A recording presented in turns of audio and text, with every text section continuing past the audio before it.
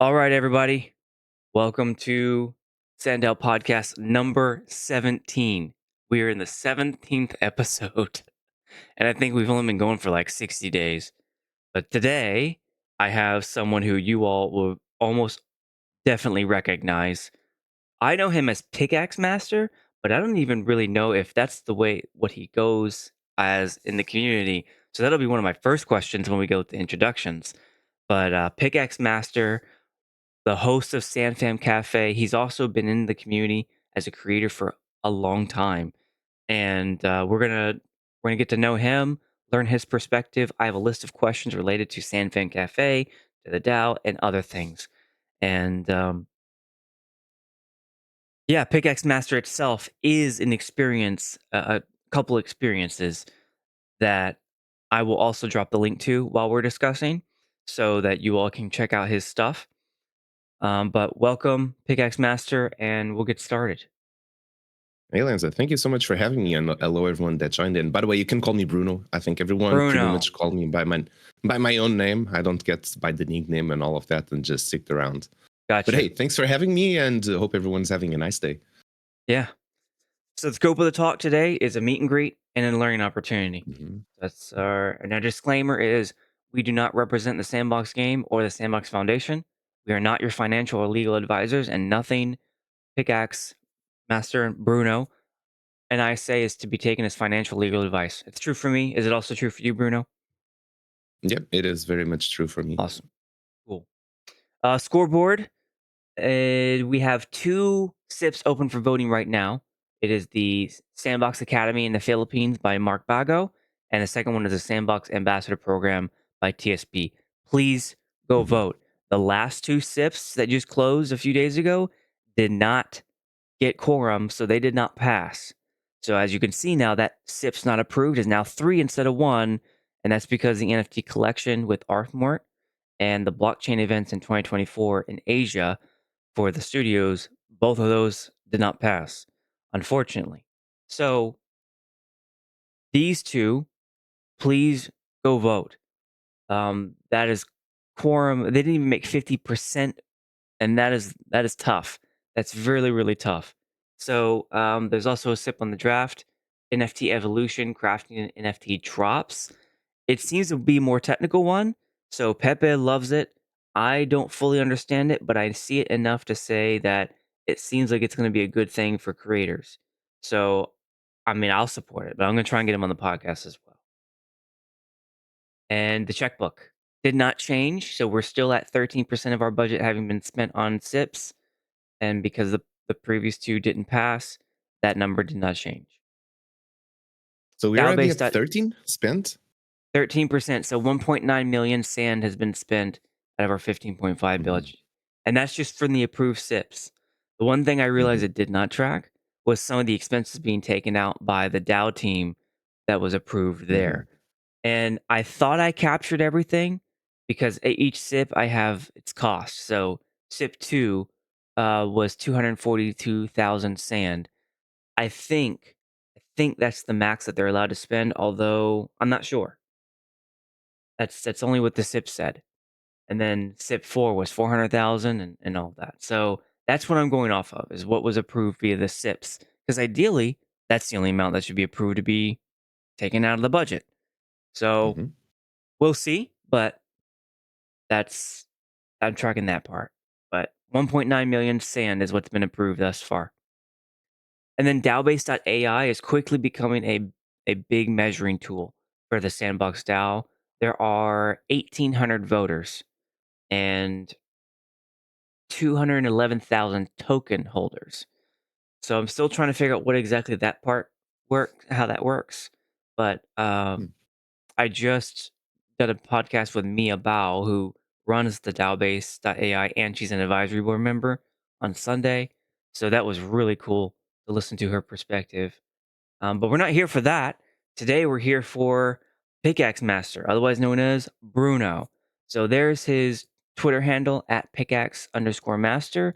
And also, he runs a very interesting podcast called SandFam Cafe, which is, in my opinion, the OG of podcasting in in the Sandbox, where he does Appreciate it. monthly podcasts with different people. The last one he did last month was with AU24K, Pepe, Voxel Gem, and then Joseph, who's known as Vision X, some heavy hitters and OG in the community. But he's been active for a while. Shakespeare, which he just rated me the other day again. Thank you again, Shakespeare. Vpire, Sanzeus. If you just scroll through his feed, you'll see that he has done, I think, 5 episodes now. 6 episodes 6 so episodes. far. Yeah. So So that's been half a year.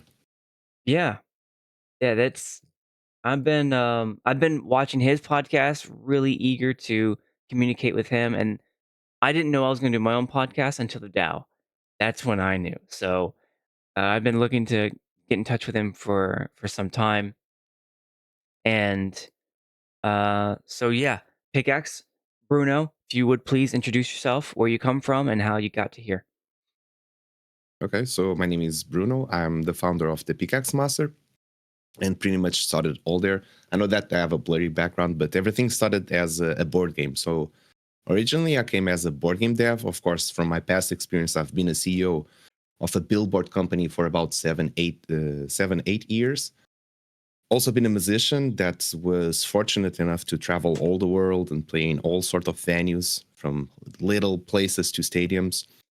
And then I consider myself a very creative person. So as long as I'm creating, I'm good. I've also wrote a book. And then my last endeavor was creating board games. And then when I discovered about NFTs, I was looking back then into what was Decentraland and the Sandbox. And I was like, okay, this feels like the place to go. And it was just the continuation of the board game, bringing into Web3 with a no-code program such as the Game Maker and VoxEdit, and pretty much just naturally flew that way.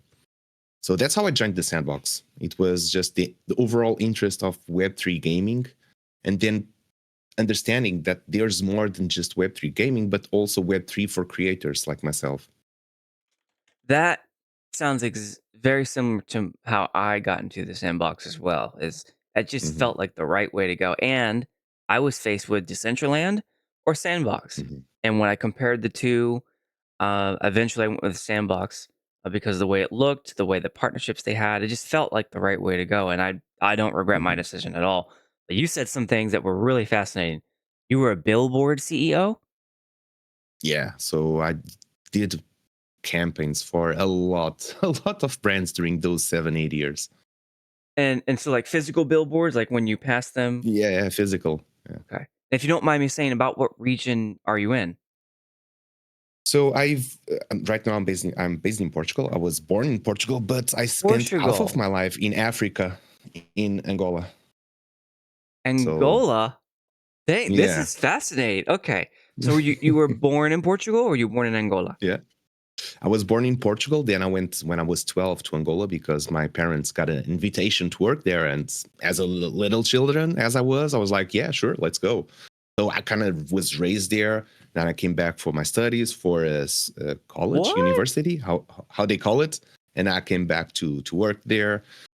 And then when COVID hits, I was already kind of quit. But when I quit, the company just went like downhill, and they're like, Bruno, we need you back. So they got to hire me again. I was like, no, I don't want to do this anymore. But they hired me again. And until COVID hit, I was like, I don't want to be stuck here during COVID. So that's when I finally came back to Portugal for good. I still managed the company like remotely, but I was like, yeah, this is not possible. Not managing a company, not being there, it's not good for you. It's not good for me. It's just a distant headache. And So Angola that's is yeah. in southern South America, so above No. Nam. Africa. I'm in Africa. I'm in Africa. So Yeah. Zambia, the Dominican Republic of Congo, Yep. Namibia, Botswana. Namibia. Yeah. So Botswana. so it Really looks cool like places, by the way. what's that? Really cool places, by the way.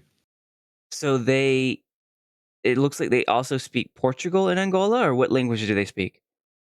They do speak Portuguese. Portuguese, That's the main Portuguese. language. Although there's Dang, like their 18, language. 20 dialects, Okay. depending on which region you are. So they speak What What languages did you learn in Angola?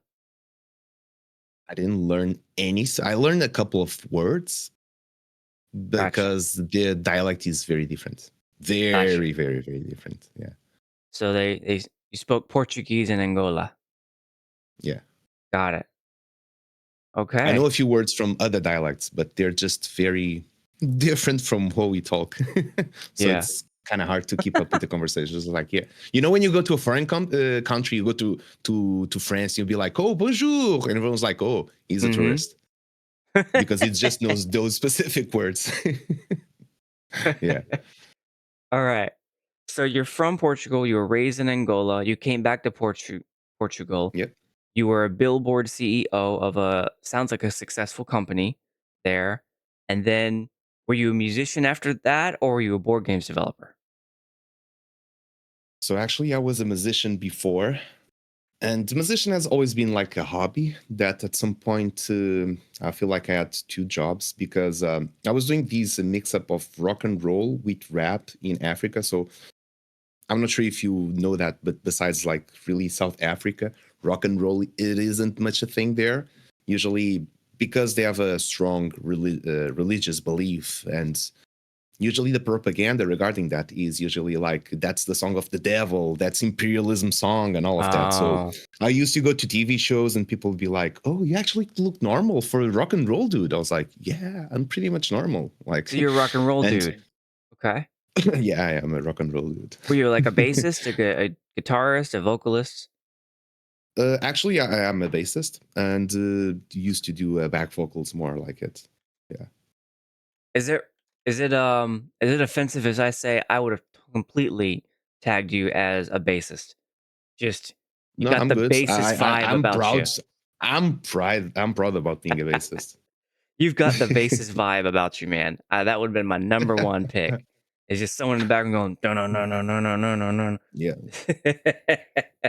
pretty much enjoyed, and that was a wild ride. So because also of that, so one thing I always strive at anything I do is to be professional. So while there everything kind of goes towards the unprofessionalism, having like these band that's it's kind of sort of a fresh breath of air, doing things in a professional way, and also have the contacts with brands because I worked in advertising. I was able to actually get a couple of deals for the band, which is Mvula. While being in the band, we won two times as the best African rock back in 2015 and 2016, back to back. And we got to be invited to play in a lot of places in Angola. We kind of traveled at least in Angola. In Africa, we played almost in Alf Africa, and it was pretty crazy to be playing at from stadiums to all sort of festivals and people just looking at the crowd because there you've got like Kizomba, Kuduro, all those Wow. more native type of sounds, and people just like kind of either be shocked or be surprised or be disgusted. It was such a mix of feelings I would see in the audience, and I would love it. But there That's were harsh cool. times. People, so we would get a lot of boos because people, they're there for the dancing, they're there for the love songs, and then they get like this sort of anti-system rock rap thing, and be like, "What's this?" Cool That's times, cool wild, times. man. That's Yeah, wild. So did you travel throughout Africa? yeah, I And did. We Africa's got big, so to. you can't just like drive from one end to the other. It's huge. Neither. It's very much recommended. Recommended. We went by plane. Gotcha. Gotcha. Yeah. Where's the furthest that you went to play? So thinking geographically in Angola, I think it was Ethiopia. Ethiopia. Oh, that's way up north. Yeah. Or There. Senegal. There it I'm not is. sure which one Ethiopia, is right the next to furthest. Djibouti and Eritrea, Somalia. You said Or Ethiopia and where else? or Senegal Senegal. There it is on the the right to on the other Mauritania, side. Yeah. the Gambia, Mali. Okay. Wow. We also played in Mali as well. You played in We Mali as also well, played in huh? We also played in Gambia as well. In Ghana or Gandia? Gambia. Oh, Gambia, Gambia. Okay. Hmm. I know you can't see it right now because it's blurred, but I've got a drum, a djembe right there, Okay. and it's from Ghana. Those places, they have incredible local craftsmanship. Let's put it that way. This. But that's a djembe. Yep. Yeah, that's a big one. Oh yeah, yeah. I used to play quite a bit. Um, the djembe. So I it bet the was. neighbors love it. Oh yeah. Yeah. Well, I would go to like drum circles and stuff where I am, Hmm. and they'd have all the different instruments, and I'd play the djembe. So I was big fan. Hell yeah.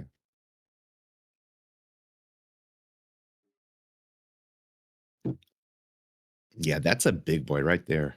Yeah, yeah. It's big, but you play with it on the ground. But never mind. You're in Africa. Did you Dang, that's cool. That is a cool history. And so how did you get into being a board game developer? Because that's so I started playing board games very little. I think I learned chess like about when I was 5 or something. And it just naturally, my parents like to play, for example, mahjong. Yeah. They would play card games, they would play board games. So I was kind of grew into these type of thing. Then I went into TCGs as Magic the Gathering. Then consoles came out, and I started to play consoles. What's your favorite deck So in being Magic the always, Gathering? probably white and red. Back then it was like type 2. It wasn't Yeah. with all these crazy expansions, but it was like a mix of reds and whites. Good old Mine is times. a red burn deck. That was always my go-to. Funny story. We kept the cards. After like 25 years, I was like, yeah, we don't play Magic for like about 25 years. You know what?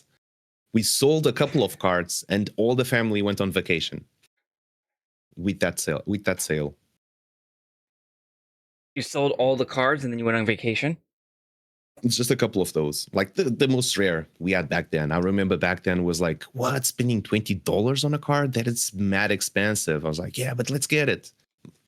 Myself, 9-year-old guy, to my dad, let's buy that $20 card. And then 25 years later, we are like, yeah, let's sell that card for $200. Yeah, So we yeah. just sold a bunch of those, went family vacation to Ireland. It was like, good, we were playing cards back then.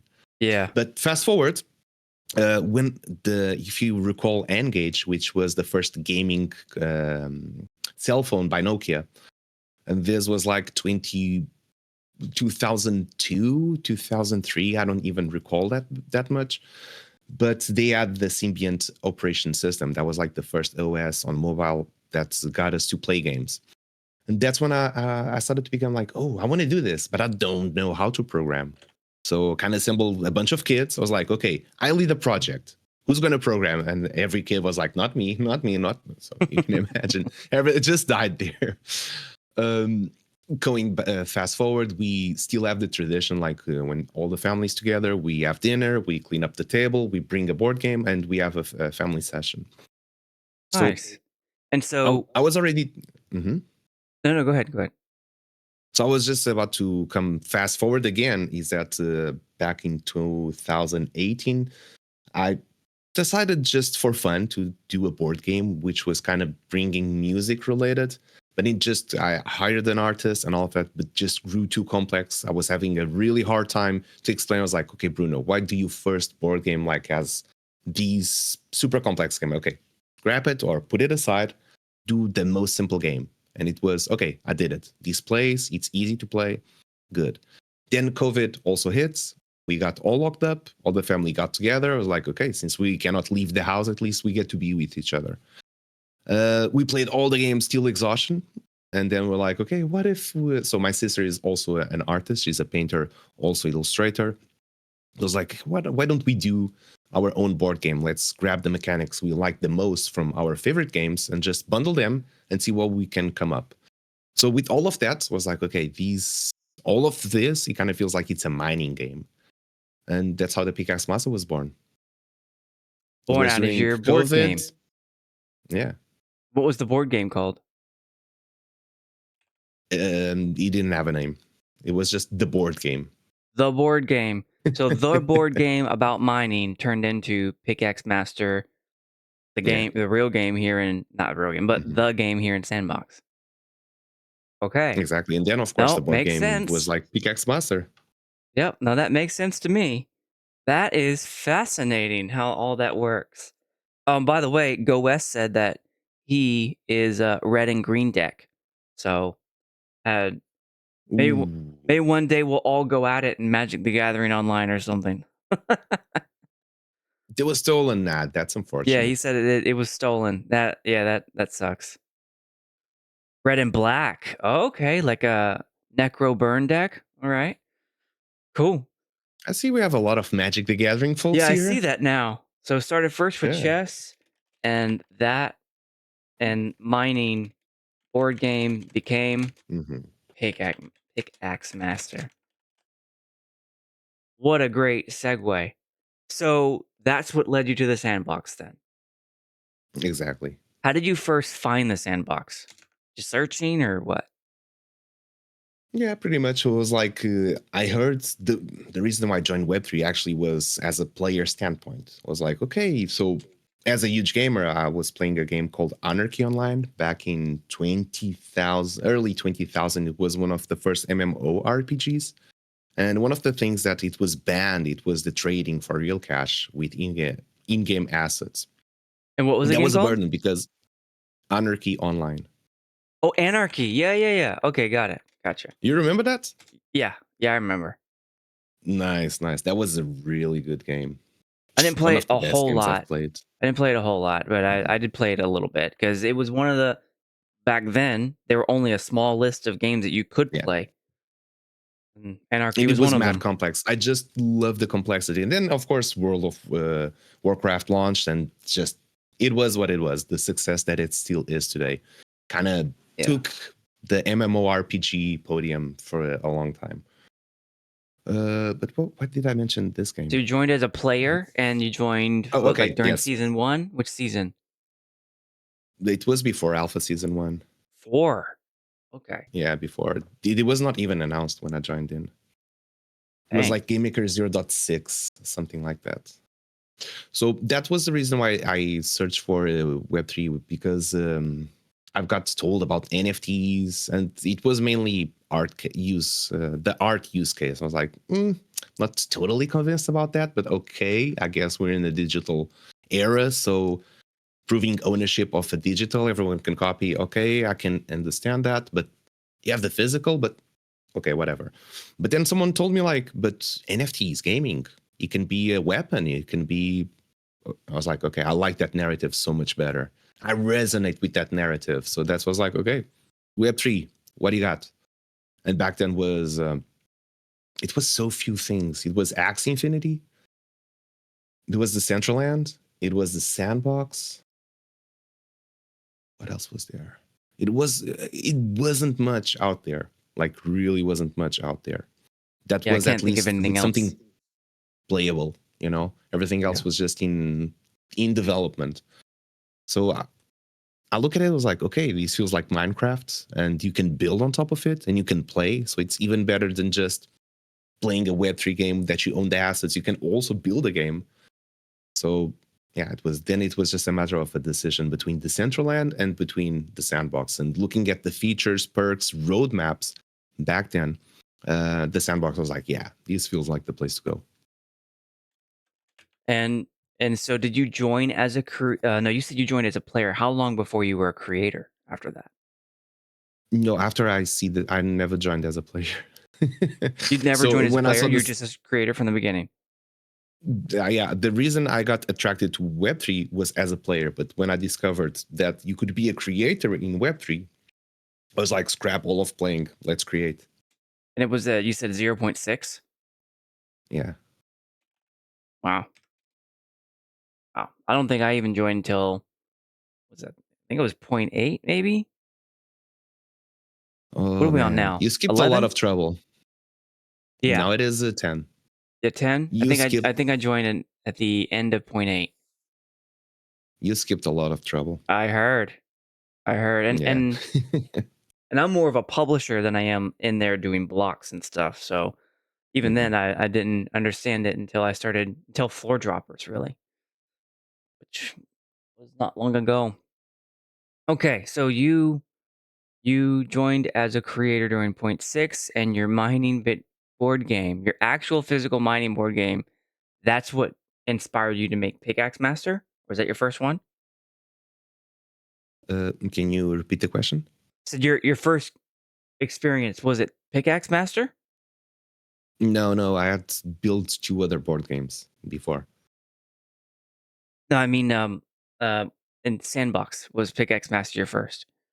Oh yeah, first and only First and only. So you have Temple of the, don't tell me, hold on. Temple of the Four of the Winds? Four Winds. Yeah. Yep. And then you also have Misty Mountains. And Misty Mountains is the one that I saw first. Whenever because Misty Mountains, to me, it's been there for a while, and I played Hmm. it It's been a there number for of almost three times. years. Yeah, so I played it a number of times at this point.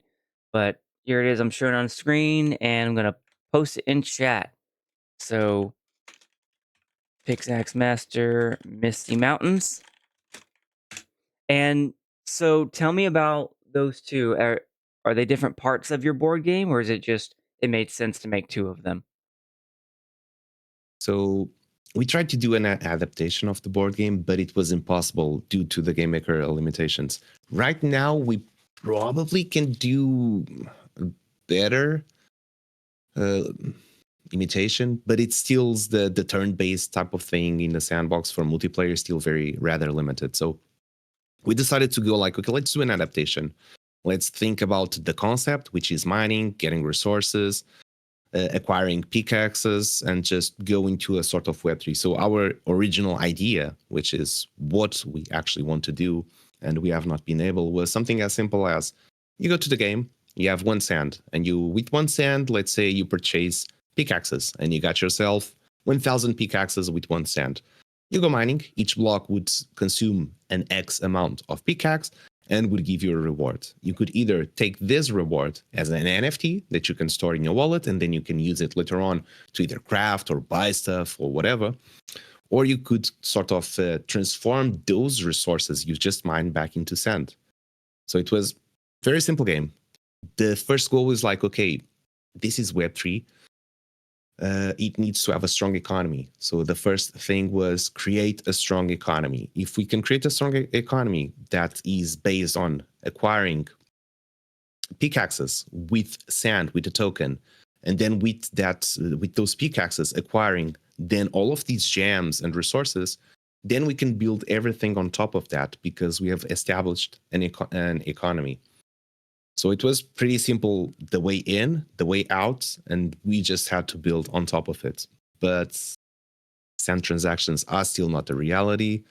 Right. So we kind of, that was the basic of all things, like the core gameplay, the monetization as well, the structure of an economy to build on top of it. So we had to pivot and adapt from there, literally.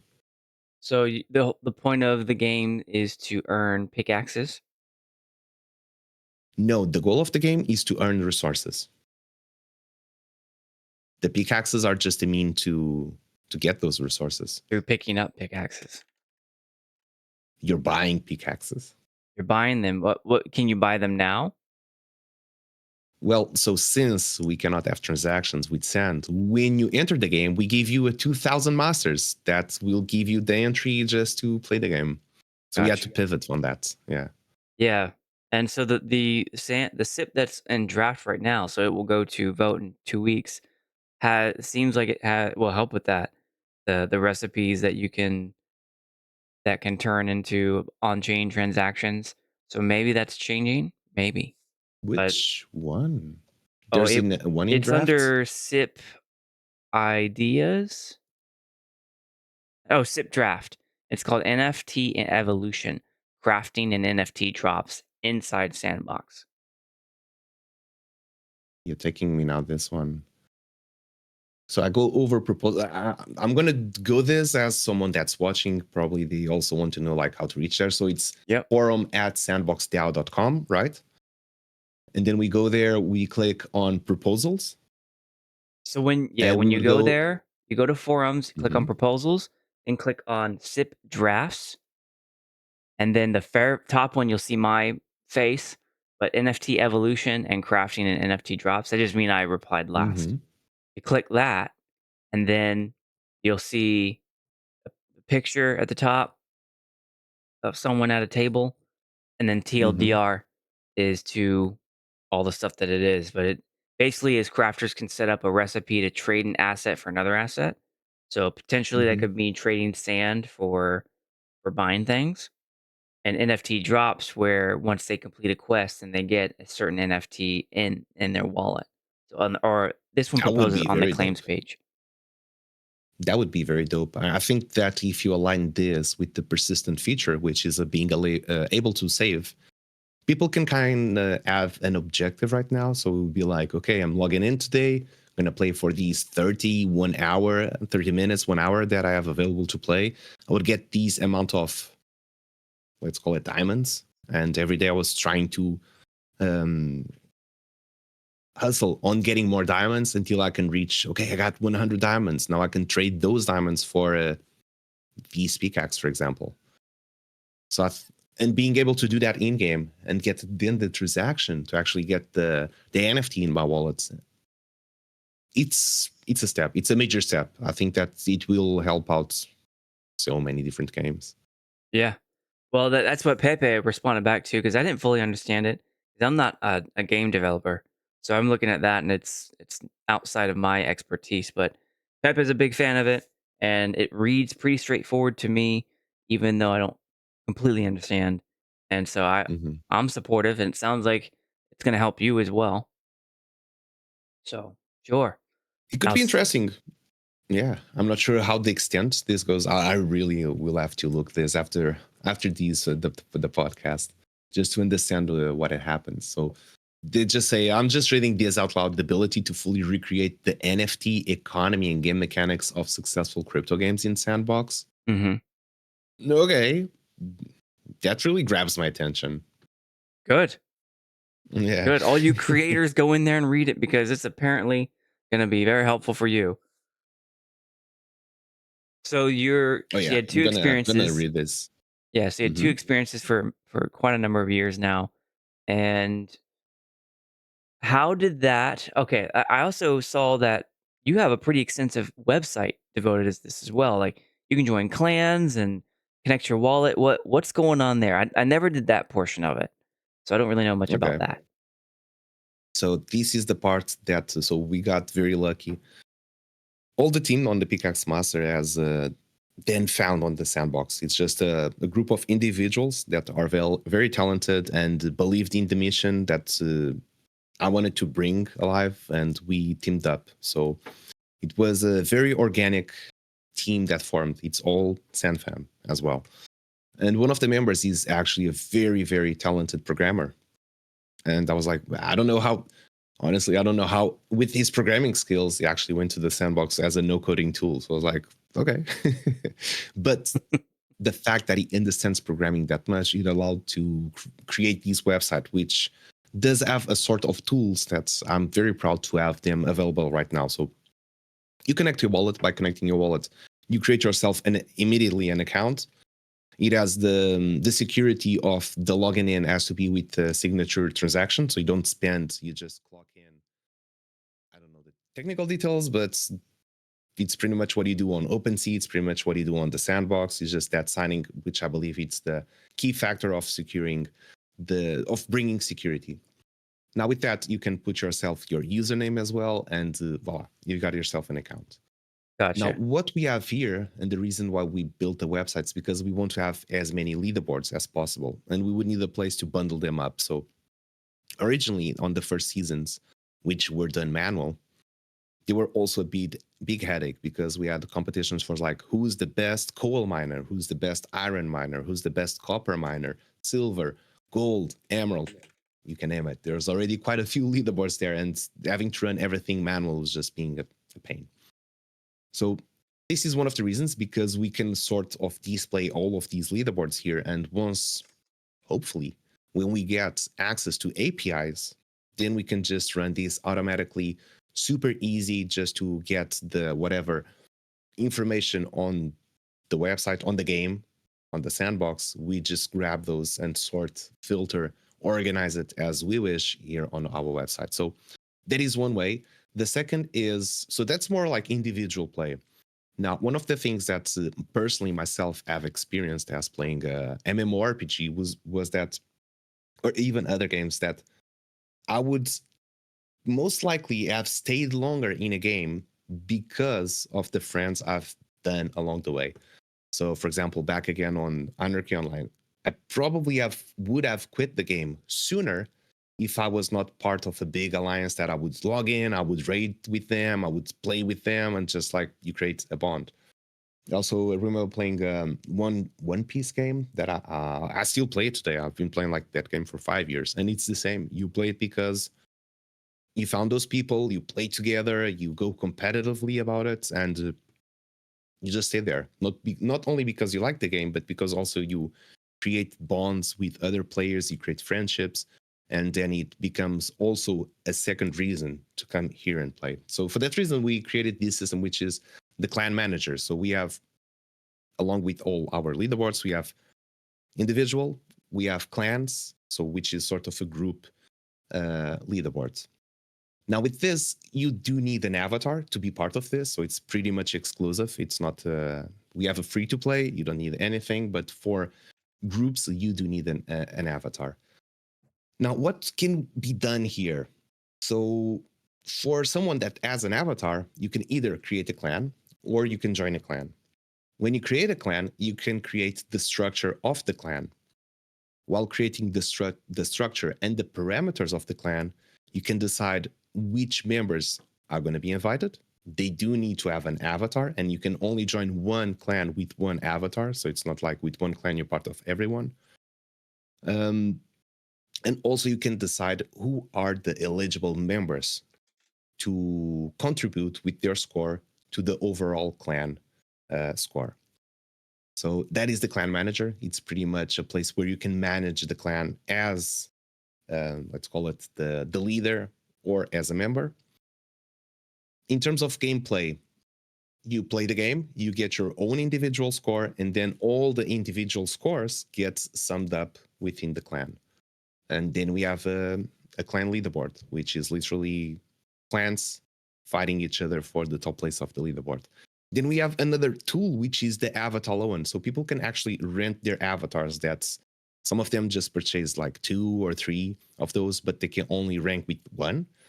So the extra they bought, they put out for loan. So we actually managed to get this with our partners, which are 3Tech. They do an excellent job regarding smart contracts. And we were able to create a duplicate version, but with very limited set of parameters. I'm noticing I'm getting quite technical here. And you're like, oh, let me try to grasp here. So, but easy, trying to simplify. We've created a smart contract that allows you to loan avatars with all the security. So actually, we have a couple of those loans right now with players that, so our avatar costs 380 sand. It's almost 400 sand. They're quite expensive. And some players be like, yeah, I wish I could have one, but I don't have 400 sand. So what they can do, they can actually rent out an avatar for a fraction of a price, participate in all of these leaderboards, and then not only be able to pay that loan, but also get a bit back and kind of go season after season, growing their way until they can actually, okay, I'm going to buy myself one. And we see that happening. People playing in the Pickaxe Master ecosystem, bundling all the sand prizes, and then when they actually get it, they purchase an avatar, and now they unlocked even more prize pools. So the clan manager is just an added feature for players to join together, play together, and then of course try to get prizes together. I'm surfing through the collection right now. Lucky Miner, there's a Mineral Monarch. So Yeah. there's yeah, wow. Those are Cool. the 2 tribes that we want to launch out of 10 tribes. So it's pretty much still in the beginning. Gotcha. Cool. So you've So been you definitely I can see how you built this up to be its own little universe within the Sandbox metaverse. it Yeah, is, I'd be sort very of. interested to know how this SIP, when it goes to vote, how that would impact you. Please take a look at that because you're seems like you will be heavily impacted by this, but I'd like to know if it really will help you. The NFT evolution one. Yeah. Okay, so I'm reading this just diagonally. So I've got here an example solution proposed, and I'm going to read a bit out loud. So the ability for item creators to set up specific recipes within their created assets. Actually, this SIP was something I suggested personally to the sandbox quite a few times. So to try to trade X number of one asset in return of Y number of another asset. So I remember when one of the visits that Sebastian did here in Portugal, I came with him with an idea, which was the semi-fungible tokens, as opposed to the NFTs. Was like, Sebastian, not everything needs to be an NFT. Like, we need stuff that makes games practical. I don't care about ownership if it's just a pain of this world to do that. It's a game. People go there to have fun. They don't go there to any other things. They have probably 30 minutes, 1 hour, maximum 1 hour and 30 minutes per day to have fun. And that's it. They're going to get to the place that gives them the most fun, period. So Gotcha. we need a system that needs to be simple. It needs to be helpful, either for creators or for players to maximize that fun. So I'm not sure if it goes towards that direction. I would love it would go towards that direction. But let me see what this says. So this would require some sort of wallet to hold amounts of each asset that would be funded by the minter. Okay. And could be replenished given proper catalysts and minting process, or simply by sending more of that NFT to the wallet. Okay. That is interesting. It can have so many different ways this could apply. But I guess this will just be with Sandbox NFTs, and it would make sense. It would be like that. So, example, someone creates a piece of wood and a stack of wood and makes a recipe such that a player can trade 5 pieces of wood for stack of wood. These would work only while the user has enough of stack of wood in stock, and all traded in assets would contribute to this supply or be burned, depending on configuration. Okay, so what can I take from here? If we're going to have resources such as pieces of wood, either these are going to be semi-fungible tokens, so they just be an in-game asset, just a variable you have in your account. So you play the game, you're mining. I got 3 copper, I got 5 copper, I got 10 copper, I got 20 copper, and the server just says user uh, XYZ has 20 copper in his account. They're not. That's not an NFT. It's just a variable. He has that amount. And then when he goes like, okay, I want to use these recipe to transform those into a copper bar, let's say, and I'm going to use those 20 variables and actually mint a copper bar. Or either it's like that, or even the copper ores, they are all NFTs. So yeah, let's see. But either way, it feels very, very interesting and very exciting, Okay. actually. Does that sound helpful to you and what you're trying to do with Pickaxe Master? Oh, definitely, most Okay, definitely. good. Okay, that's Yeah. pretty much what I wanted to listen to is if that would actually help you or if there's some sort of limitation where that's not going to help you yet, but it got you closer. Oh, most definitely. Yeah, yeah. Okay, cool. So, for Cool. example, I don't even know how could I translate this, but probably need some way arounds. For example, here there's NFT drops. Example: someone kills a boss, and the boss feature has RNG, such as 1% of the time a rare weapon is dropped. Upon pickup, the item then is added to player claims page, and they can claim it at their leisure. That is freaking awesome. That is just awesome. Good. Good. Okay. I don't know this creator or this author at all. I don't even think Mm-hmm. I don't even know who it is really. But wait, didn't they say the author down below? What was it? it, yeah, it didn't even say an author that I could find. But in any case, um, so I just thought it was interesting because Pepe immediately responded down below, Hmm. and he's in chat, by the way. He says hello. He Hey, said Pepe. that these are fantastic suggestions, and I'm like, oh, okay, It is. It okay, is. yeah, sounds good. Oh, Crypto These. Diplo, that's right, Crypto Diplo is the author. Okay, here it is. Who? Crypto Diplo. So probably this is the most impactful SIP so far, alone for the whole ecosystem. Oh, there it is down here. Crypto Diplo, that's right. I'm sorry, Diplo. I meant to. I did actually see that yesterday. Uh, okay, the most The impactful, you most say? important and impactful, not only as a SIP, but as development on the Okay, Sandbox ecosystem. all right. Well, Diplo, I'm going to be sending you a message, by the way, for us to get together. Oh, yeah. These would have been, if I was running Game Maker or whatever, these would have been probably my main, how do I call it? Focus is Here. developing stuff like this. And so, does that? You know what I found interesting is just the other day when you posted your creator tool, SIP, Hmm. is some of it was what I was creating a SIP for, but for your creator SIP, which was closed, and that's where I wanted them to open it back up. But your creator SIP that you put in the SIP ideas, where you wanted to do NFT, Sand NFT distribution and claim system. So it kind of Hmm. sounds a little bit similar to that. Would you say? It borrows the same mechanics. So, what is the claiming feature? That is something that the sandbox already developed. So, what I'm saying there is just tools that have already been developed. So, the budget to actually achieve this has already been spent. It's already been integrated with the sandbox website, and the SIP just literally goes like, "Hey, I know that you, the sandbox, use this. For example, there's now the avatar monthly rewards, right? And you go to your claims page and you go there like, oh, I got these equipment set. That's pretty cool. You claim it. Very simple, right? For us creators, we do competitions, we do all of this, and then we have to send the NFTs.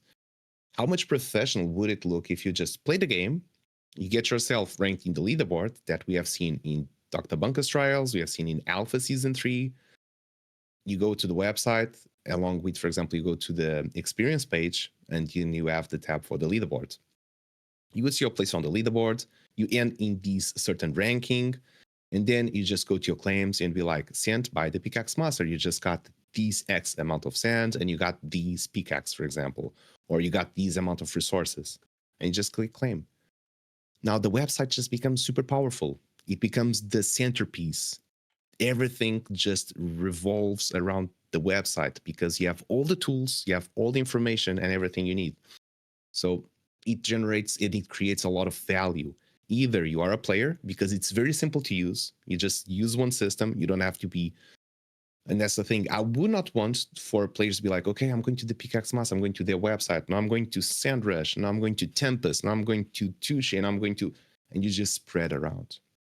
If you facilitate all the tools, I don't even need to create a website. I just manage everything from the Sandbox Yeah. webpage. And that is the perfect for people that creating a website is either complicated, expensive, takes time, resources. If I don't have to do all of that because I can do everything pretty much on the Sandbox website, that is perfect. We will all be driving the traffic into the Sandbox website, which ultimately that's what they want and need. It's players, it's traffic. You want to condense everything into the same tool app so you can get as much users as possible. So coming back to the question, so if, for example, the claims, it's something that's already been done, just us creators don't have access to it. So this would be a proposal in sort of like releasing to all. But based on what I just read on the last one, it kind of goes also in that direction, which is you fight a boss, you get a 1% chance to get a rare drop, you go to a claim page, it's there. So it kind of is allowing that feature to be used by creators. Gotcha. And I saw the responses were really, really positive. Like Touche, Seb, Tom Voxel, Play for Games, KCL. They KCL was the one who's identified as not being a creator, but they all really seem to like it. And where is the SIP now? Are you still working on it? You submitted it? No, honestly, no, I didn't even think that as a sip. I was like, you know what? Let me touch what. Let me understand how this works. Let me say I'm a Okay. random user. I'm not very proficient on the sandbox, and I'm just going to go there. Hey, I have an idea. This is the idea, and I want to see what happens next. More than anything, I just wanted to put the idea there because I know Sandbox will see the idea, and also just see, hey, let's see what happens. People got to vote. I think you got like 14 or 15 It got votes. 14 votes, which is quite a bit. And then it was like, okay, now do I get contacted? Do I get an email? Do I get a follow up? Do they do a draft? So Probably that not. was really, yeah, that was really like what I was trying to achieve, is just to understand, like, okay, what is this for? We have a forum. Unless you're someone with heavy ties with the sandbox and you've seen the latest proposals, which kind of includes a lot of people that already. I had an idea for a SIP that I got recommended to put as a SIP, but I didn't. So I know I've myself with Pickaxe Master as a trusted partner with the sandbox. I know how to get a SIP out there, but I just wanted to see, like, let me see what is the normal route for someone that's not a trusted partner, someone that is just a member of the community. What would that road be like? So it was pretty much of an experiment. Okay. Well, more than likely, I mean, they could contact you, but I haven't heard anyone do that yet, except for Mm-hmm. some of the more TSB SIPs. Like what we learned Mm-hmm. was with Arthmort, TSB helped him do that, Mm-hmm. and also the blockchain 2024 events, the one that just closed, both of them, TSB also helped them. So Mm-hmm. we're seeing that happen, but I haven't heard anyone from the community be reached out like that. So if someone were to do that, it'd have to be like someone like me to help you, where I've already submitted 5. Mm-hmm. Because in my professional world, I write contracts and I negotiate them. So writing the proposals is, to me, it's what I've been doing for over 10 years in my professional Second life. nature. It's second nature. And that's where like the business and the gaming and all that comes together for me. So that's why I love the DAO, is because of that. So it'd have to be like something like me, where I would be like, hey, let me help translate that into something that people can vote on, which I'd be more than Mm-hmm. happy to volunteer to do to help you. But Yeah, APIs, actually, I didn't put that as SIP on purpose. I didn't want to spend that much time I actually gotcha. putting that as a SIP. So it It was it kind of takes a lot. on purpose, just to understand how it actually works. It takes a lot of effort because you've got a Google Draft form that they have you put together, and Pepe and Cyril and I, or Kirill, it was another SIP author. So Kirill, Pepe, and I, we did 2 separate podcasts. I think it was 3 and 4 that went through the depths of how do you fill out that template and get to that. Hmm. But the APIs. So I have a SIP right now cooking that is going deep into allowing like API.sandbox.game.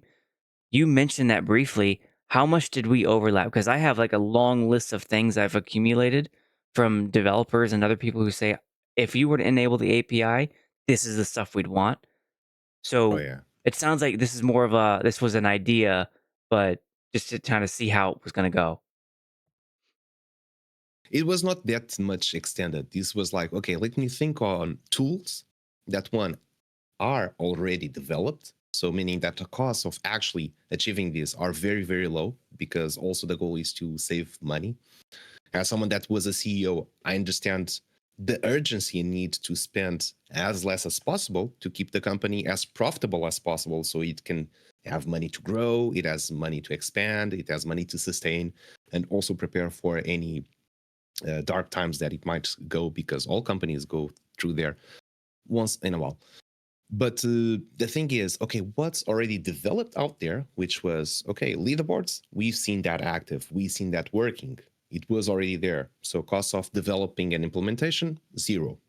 We probably have costs of scaling, which is allowing the features to be accessible for all. And I've understand that also by doing the websites. One thing is developing for us devs to work and use. The other thing is to give the option for people to do things themselves. So that is a scaling which needs.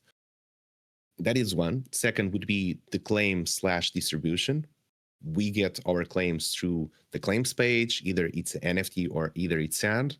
Perfect. It's developed. It's there.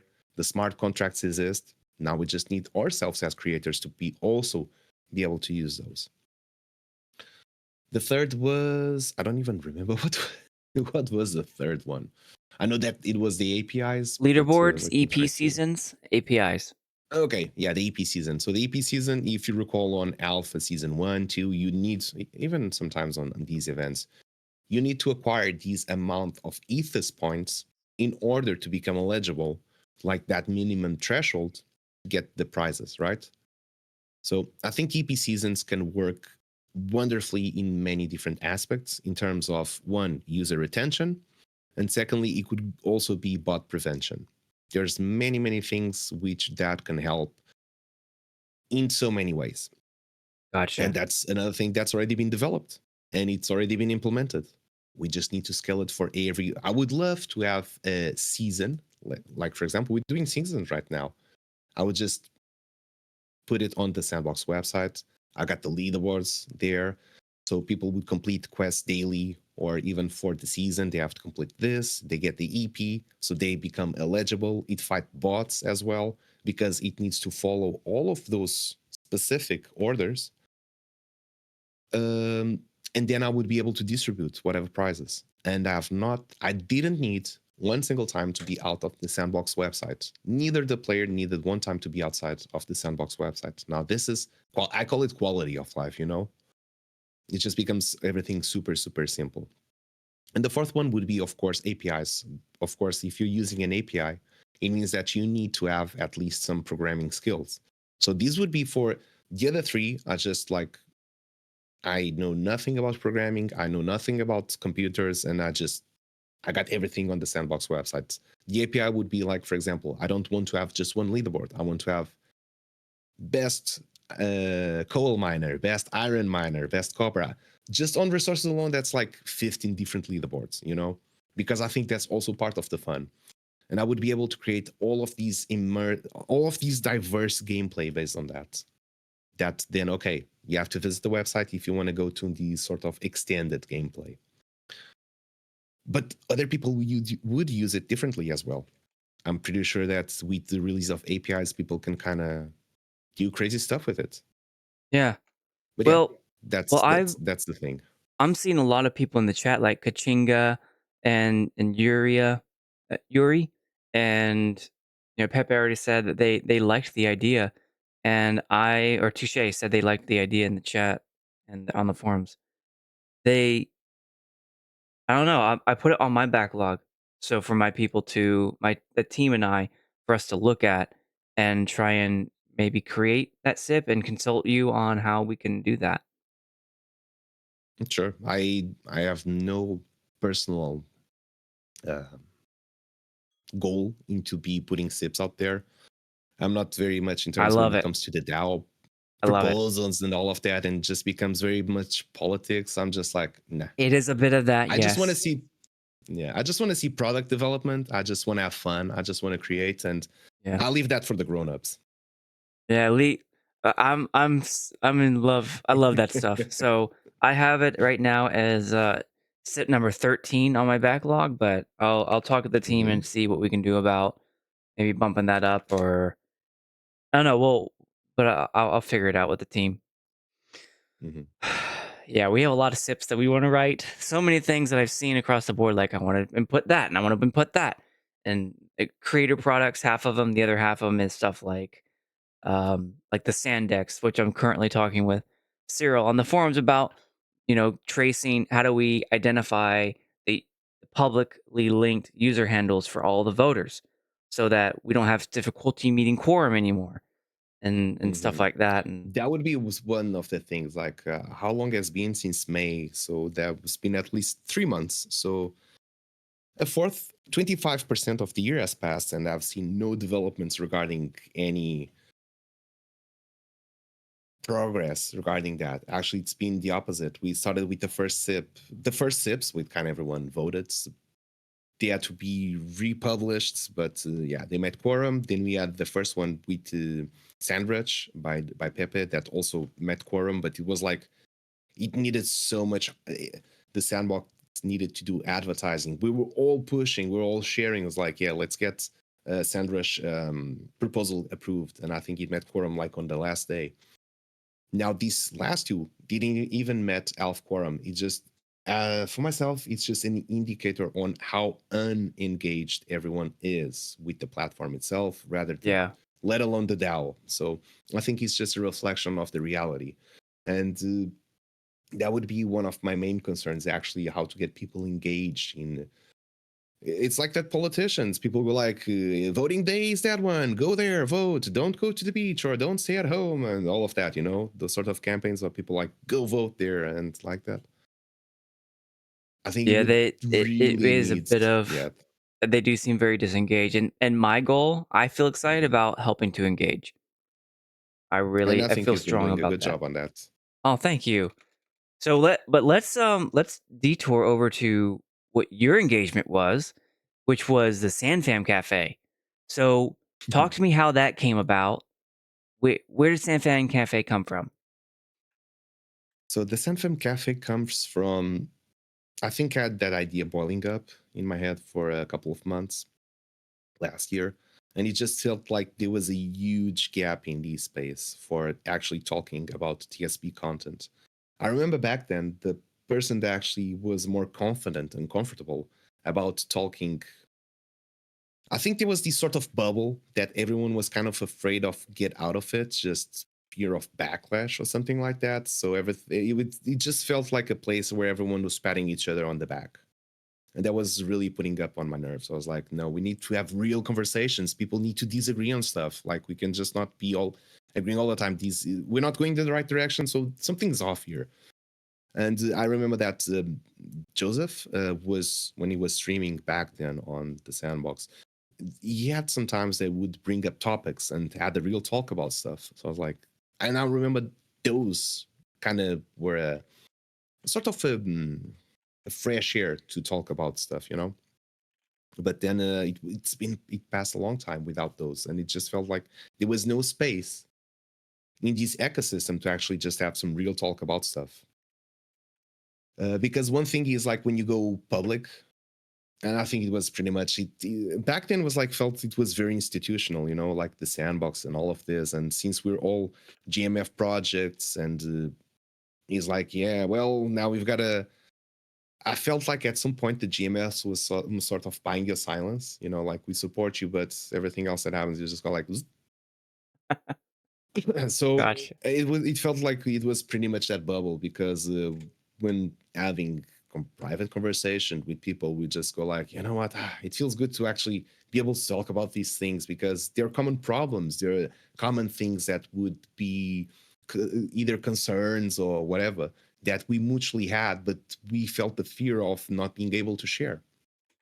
So that's when I thought, I was like, you know what, fuck it, let's do it. Let's just bring these conversation like it was a cafe moment where we just like a group of friends or a group of people that we just try to be as just, yeah, talking about stuff without much filters. Of course, there's a threshold of what people can say and not say, while not breaking any NDA or not putting themselves in the spot that they don't want to be, but trying to bring as a little bit foot on the ground, a sense of reality, and people kind of be able to speak up their minds and have a real conversation of things that, while where we agree, where we disagree, where we think what the status of the sandbox is.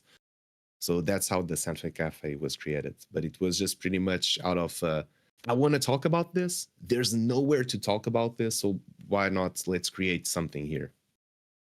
That's basically what I did with SANDDAO because I didn't see a place to talk about the Sandbox DAO. And to Mm-hmm. me, the DAO, I'm passionate about it. I'm passionate about the DAO itself and it being good and not derailing itself kind of like some of the other DAOs did and not meet the same fate because we have Mm-hmm. 15.5 million sand. And how do we spend that responsibly? How do we talk about the things we want to do? And like you mentioned, when the DAO first came on and the SIPs were resubmitted, I had been tracking that very, very closely. I called it the road to the DAO. So May 28th, when it was announced, Mhm. and then there were insights from different AMAs that were held. SIPs 4 and 5 were voting before SIPs 1, 2, and 3 because they had to be resubmitted. And so they closed Mhm. first, and just it while it was a little crazy in the beginning, when I was listening to the AMAs, I'm like, all right, I get how things happen. They accidentally voted with the Sandbox wallet. They didn't really mean to. So they tried to resubmit it to nullify their vote so that it would only be the community's vote. But because snapshot.org will only allow 3 at a time, they could only resubmit 3 SIPs out of the 5. So that's why 2 of them with Sandbox's vote went through and closed with 27 million voting power from Sandbox. They didn't want that, but I get it. It was a bit of Mhm. a mess up in the beginning, but ever since then we've been watching like how did the SIPs come about? Were they community? Were they Sandbox SIPs? Why was it that Sandbox had so many SIPs already? And I had to catch up with my lousy 5, and they had like 18 that were Sandbox and then all of that. So I know you have thoughts on it, but Yeah, a lot of them. but for the SamFam Cafe, how did you decide on monthly? Why did you decide on monthly? Because it was too much to do more than that. And monthly was Oh, like, I think at this stage I can handle do this monthly because it's a lot. It's my own personal life. It's managing the Pickaxe Master, and then on top of got it. that, just having even to do the SandFam Cafe. That's you saw it was a pretty much prepared show. Like it was It these was couple of very prepared. questions. It was It very had like prepared. these fluid. Yeah. It was like a very. It could be fluid kiwi. So it was like 5 minutes on this question, 5 minutes here, 5 minutes there, community questions, read this, talk about that, second question. It was super structured show. It was a lot of fun, but it also needed preparation. Preparation also takes time, which it's Yep. not something I was that very abundant. So Research and kept just with preparation, but yeah. definitely SanFan Cafe was prepared, and I enjoyed that part about it because there you could actually delve into issues, especially when I listened to Joseph and AU24K and Pepe. They were Hmm. all talking about the creator side of it, especially AU24K, talking about the creator Hmm. side of it. But I listened to all of them, like the fun guy one with Crafter and who was the third one there? This one, it was SanFan Shakespeare? number No. 4. Yeah, Shakespeare. So, Okay. listening to that, so I really enjoyed that, and I latched on to it. So, in many ways, you helped inspire me to do the SandDAO podcast and what we're doing now. Okay, appreciate it. Yeah. I'm happy, And and that's an honor. how did you choose your guests? How did you choose which topic to go for?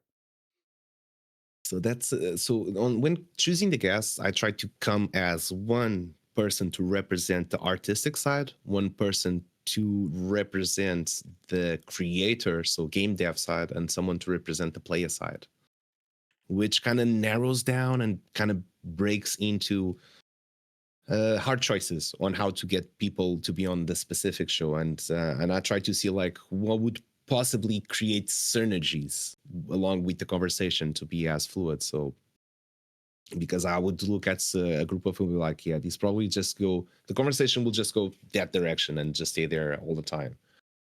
So it was quite hard. There was a few people in the beginning when I started to, okay, let's do this, and I just reached out. I think the first one was with Cody. It was with It was with oh my god, Oh, Game the only Easy. one I only see Sam Cafe number 2 with Andy The Ritchie one and did not get recorded. That's the oh, thing. okay. Yeah. It was with Tempest, it was Cody, it was Game Easy, and it was Geekish, the first one. Oh, And it was gotcha. very, very Oh, interesting cool. as I would well. have loved to seen that one. Yeah. Yeah, but unfortunately it did not get recorded. I was like, fuck, damn Yeah. it. I've had that happen to me before uh, too. yeah. Okay. So So that was so a you wanted selection to process represent the trying to get. various sectors of the Mhm. sandbox. Okay. Got it. So situations like you found with Joseph and Kay that were kind of arguing with different perspectives would happen, and I think that was the most important thing about the show itself was that people with different backgrounds, different needs, different visions would come to this place and kind of be like, okay, we have this topic. Let's see it from different angles, and where people agreed, disagreed, what they could tell, like, hey, but have you saw it from this side? And the other one, like, oh no, but also see it from this side. And I think that it's helpful for us that we're there, but also very helpful for everyone that's watching. Gotcha. Gotcha. Well, I'm glad that you picked up that torch because for a while there wasn't much going on in that department. And I always felt the same way. Like there should be a space where that's happening because these conversations that we're having, we're a community. And now that we have the DAO with all these business interests, we have to be talking. What do we want this Hmm. DAO to be? How do we want to spend the money? Because it's clearly having an effect on things like creator tools and Magic Palette that's about to launch. And we just finished demoing that in the past 3 episodes. The real version of Magic Palette is almost here. And we demoed it with Pepe. And it's awesome. Even I understand it. And I'm an amateur at Game Maker. And so it's it's cool, man. It's cool. So if there was a creator toolkit like the one that you posted, like how could we get that into reality? Which and then we do it now through the SIP with the DAO process. So, oh, I'm excited. I'm I passionate thought about that this was stuff. going to be, I actually thought that was going to be the focus of the DAO. It was more related with product Oh, development Bruno. than anything else. Oh, Bruno. Little did you know, you sweet summer child, as we say in I've been watching the other DAOs. So, on May 28th, when our DAO was launched, I had no idea what a DAO was. So Mhm, I just started absorbing every YouTube video I could on the DAOs. I'm in BOTB, Bulls on the Block on Saturdays, where they talk about 8 Point DAO, and Mochaverse mhm. Hall on Monday, where they talk about Mochaverse DAO, Mocha DAO, and the 8 Coin With DAO. And G. right, with G is us, exactly. And G would help bring me into the world of the DAOs. And I'm like, G, what in the world is this, man? Because I thought he was connected to the DAO in some way. I had no idea. I had no idea about anything. And so G Mhm, kind of helped me along with that when I attended his Mochaverse hall. And so once I started seeing what this was really about, I'm like, oh, we're not ready.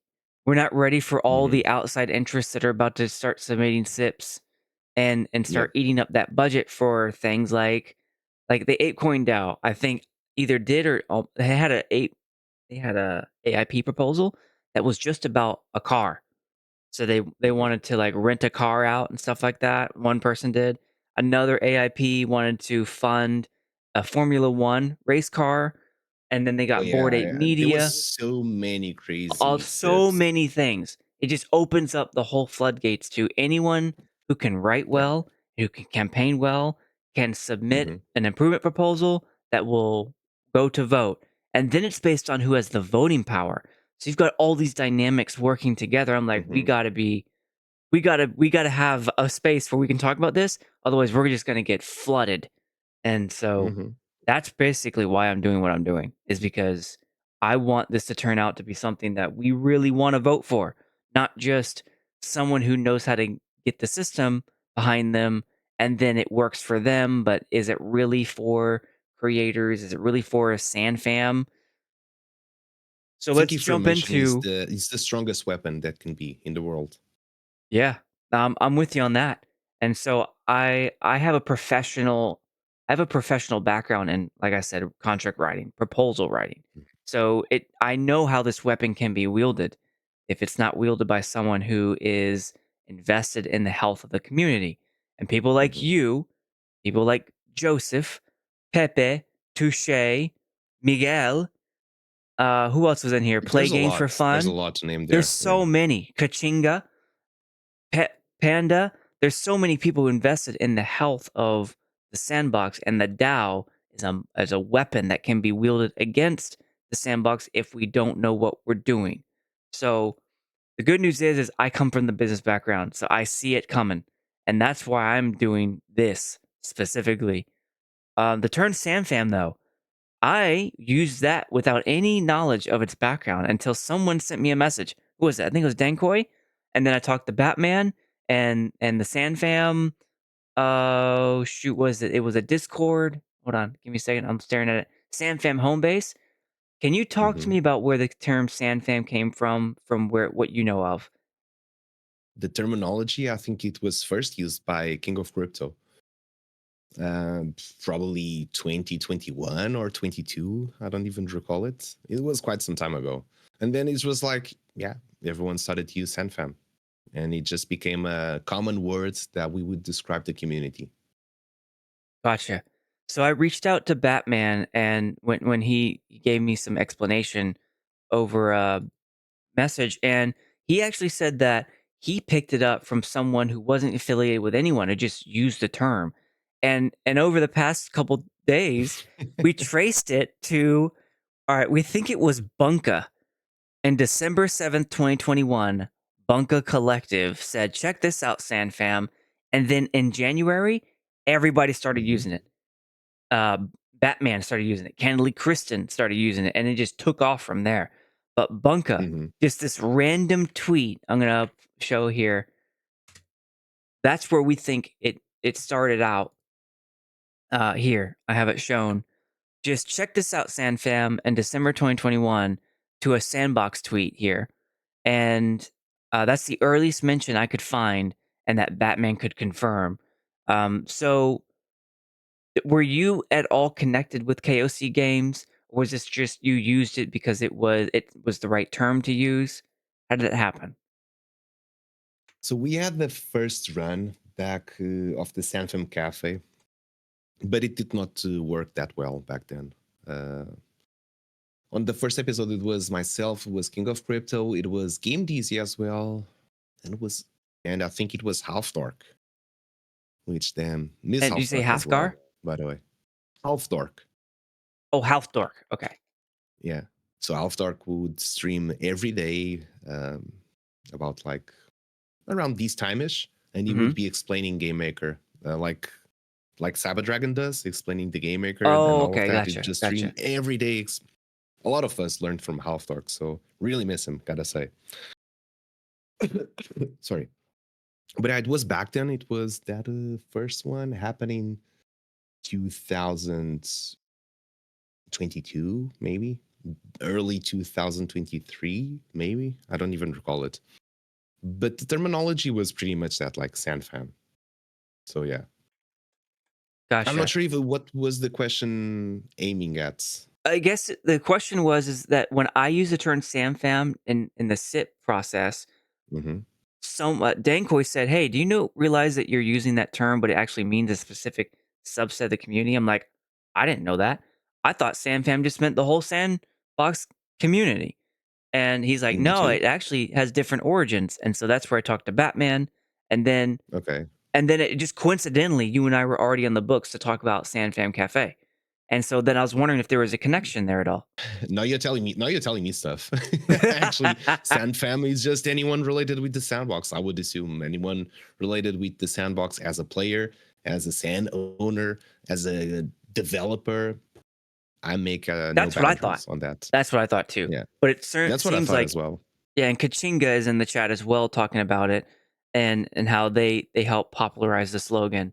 Um and And so I just wanted to know because I wasn't I got in midway through Alpha Season 1. So there was Hmm. time when y'all were in the sandbox and I hadn't been in yet. And I was a gamer at first.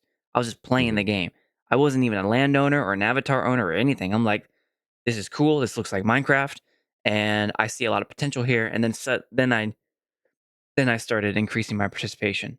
So for you, SandFam seems like the same thing as for me, the sandbox community. Pretty much generic. Everyone that's involved in some degree with the sandbox. Okay, so even though you coincidentally interviewed KOC, which is where it's the SandFam word Yeah. came from, or at least it came from Bunka's tweet here, and then it was popularized and mobilized by King of Crypto games and all that. There was no like association with the SandFam within KOC games and all of that. No. Okay. It was just pretty much generic words as for anyone related with the sandbox. Kachinga said Go West did that. Got it. Got it. So Go West said King of Crypto, and I came up with the slogan SandFam. Okay, Yeah. and um, Got it. So this is just like a huge amount of coincidences all coming together, is what it sounds like. Well, for myself, I see SandFam like I would see people Mocha Fam, for example. Yeah, yeah, yeah. I did the same I thing. think it Exact same just thing. got Ape Fam. I don't know. I think that any community on Web3 kind of adopted that. So I think it just kind of go. You would see people calling whatever name project fam, Mocha Fam, Sand Fam, Ape Fam. I don't know Yeah. what else other projects would be, but so I think it kind of goes into that, and it's pretty much a generic term. I think that gets everyone involved in a friendly way more than anything. Yeah. Yeah, I think the same way. And I wonder, Go West, you're in the chat. Do you have any ill feelings about me or Bruno using it as SandFam being the community? So your gamers, your Vox Mm. editors, your content creators, anyone who is invested in the sandbox or your landowners, I would call all of them SandFam without any recognition that I had been using it in a way that you all had it being different. So, okay, Go West says not at all. I think it's evolved to that. Well, thank you. Because I had no idea that it had that history until Dankoi said something on the SIP forums like 3 weeks ago. So, all right, I'm glad. Yeah. I think So it Go West said, evolves naturally over yeah, time. seemed like it evolved naturally. Go West said before it was us who were in those streams that Bruno mentioned. Okay, gotcha. Hmm. Cool. Well, thank you, because that means a lot to me. I didn't want to. I didn't want to change that up to where it had been. But it's just a perfect word. SandFam, the Sandbox It family, is. which is the community. It's perfect. So, all right, cool. Mystery solved. We're all good. Is the whole family and I community. think it's good for the terminology to kind of evolve and just be more welcoming than restriction. Yeah. It's like everyone's part of the family. Yeah, we're You part of have the a Sand family. token, you're part of you have a land, you have a game, you have an NFT, you play the game. Myself, it doesn't matter. You're involved in the ecosystem. Yeah. So Kachinga asked something that um am I a creative? Yes, but not in the same way that you all probably mean here in the sandbox. I started out as a musician and a composer, like a like um like a classical composer, and then I worked my way into I have 2 novels that I published to Amazon, and I have music that I published to iTunes. So I'm a creative in that sense, and I publish my own stuff, but I'm also a business person. I've been a serial entrepreneur and own my own businesses, like a game publishing company. I own my own novel publishing company. Now I count Meta Worlds as part of my game publishing company, where I've resurrected that um, from years past. So I'm a business person as well. I'm a content creator, so I'm a creative in that way. But I'm not good at all at voxel art. So I partner with other people to do that because I know that's not my specialty. So like Meta Theory Studio, I partnered with them to develop the game and the assets for Floor Droppers. And then I partnered with Dream Junk Studios for Lava Defense and its assets. So I know it's not my specialty, so I partner with other creatives to do that. So, but I'm a super amateur game maker. I can like place a block or two, and that's why Pepe's Magic Palette is so helpful to me. but I relate with but yeah, that as well. So know your weaknesses, know your strengths. right. Right, and I tried watching Cyber Dragon's tutorials, and I'm like, "Man, this is gonna take me a really long time, and my heart's not in it." I want to publish the games. I want to make them available for people to play, to and be a part of this community as someone who says, like, "Let me build the structure and the rules by which these SIPs just go right through easy, so that we talk about it, the rules. How do we what do we want out of this thing? Like, I'm a program manager in my professional life now, and so I have a portfolio of software that I manage, and so I'm all about how do we make it to where the real experts have the space they need that is quick, easy, communicative. That's my passion, and that's part of the reason why I'm here. So, Mhm. uh, anyways, that's the answer to your question, Kachinga. Um, so I'm glad that we solved the term SandFam. because that bothered me a little bit when someone said, "Hey, that's not how we meant the term to be used."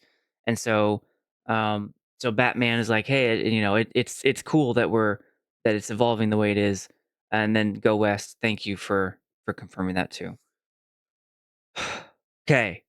You just relieved like a, yeah, oof, I I'm good. know, because like this is a space where we talk Uh, about it. It's I, most of my episodes so far have been listening, and I had Andy Ritchie and not Go West, excuse me, Joseph, and then I've been doing mhm, interviews ever since. I haven't had the time to slow down to say, hey, these are the things that I'm seeing. But I'm going to now because of the past few 24, 48 hours where I saw some responses on Crafter's SIP and how mhm. it got closed down. And then Cyril responded last night as to why that happened. I think there's an episode just by itself to talk about what do we want of this DAO? Do we really believe? Because some of the things that the Sandbox ambassador they responded to there, that was super interesting to see that the ambassadors are gonna that they're gonna be paid for by the DAO's funds, which just came from the Sandbox, by the way. Let's not forget that. But the DAO's funds are gonna be paying for the ambassadors, and then those ambassadors are gonna report to the Sandbox team, and then there's different things of how they're gonna be required, I think is the word, compelled Mhm. to advocate for the Sandbox, which I mean, this is a Sandbox game. We are all here as community members of SandFam.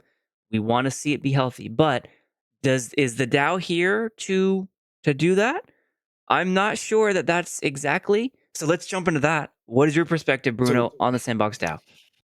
oh man. So first thing is, I'll start by saying that the sandbox owns the sandbox. The sandbox does whatever it please with the sandbox. Yeah. So whatever we might say up here, or how we feel, how we want it to be, it means nothing.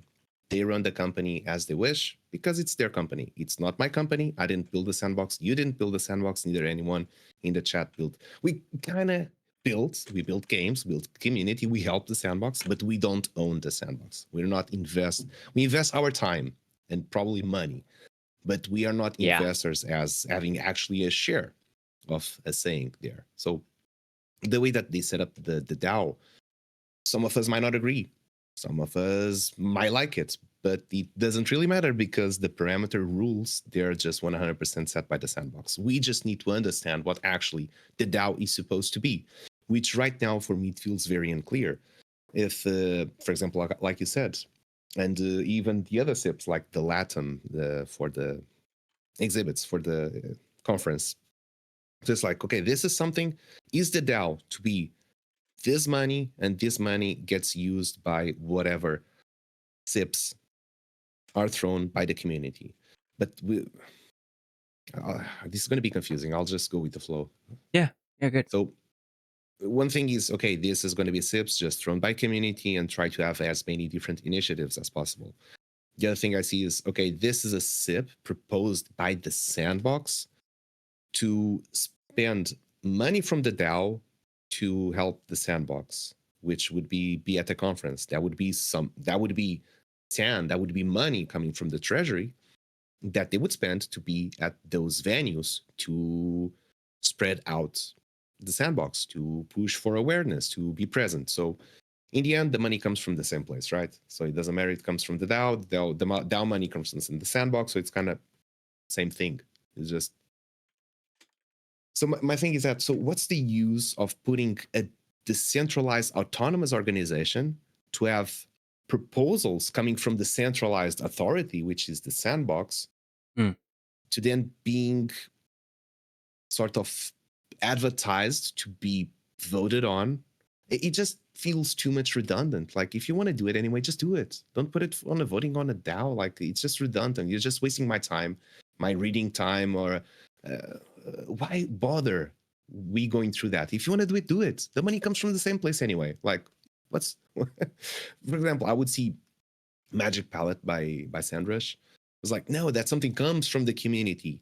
It's an integration with the tool. It's something that comes from outside the sandbox, now getting attached to the sandbox and bringing value to the sandbox. Sandbox itself probably would have not developed that tool. Now that tool exists and the community can vote if we want to integrate that tool. That's perfect. I love it. For me, that's the way to go.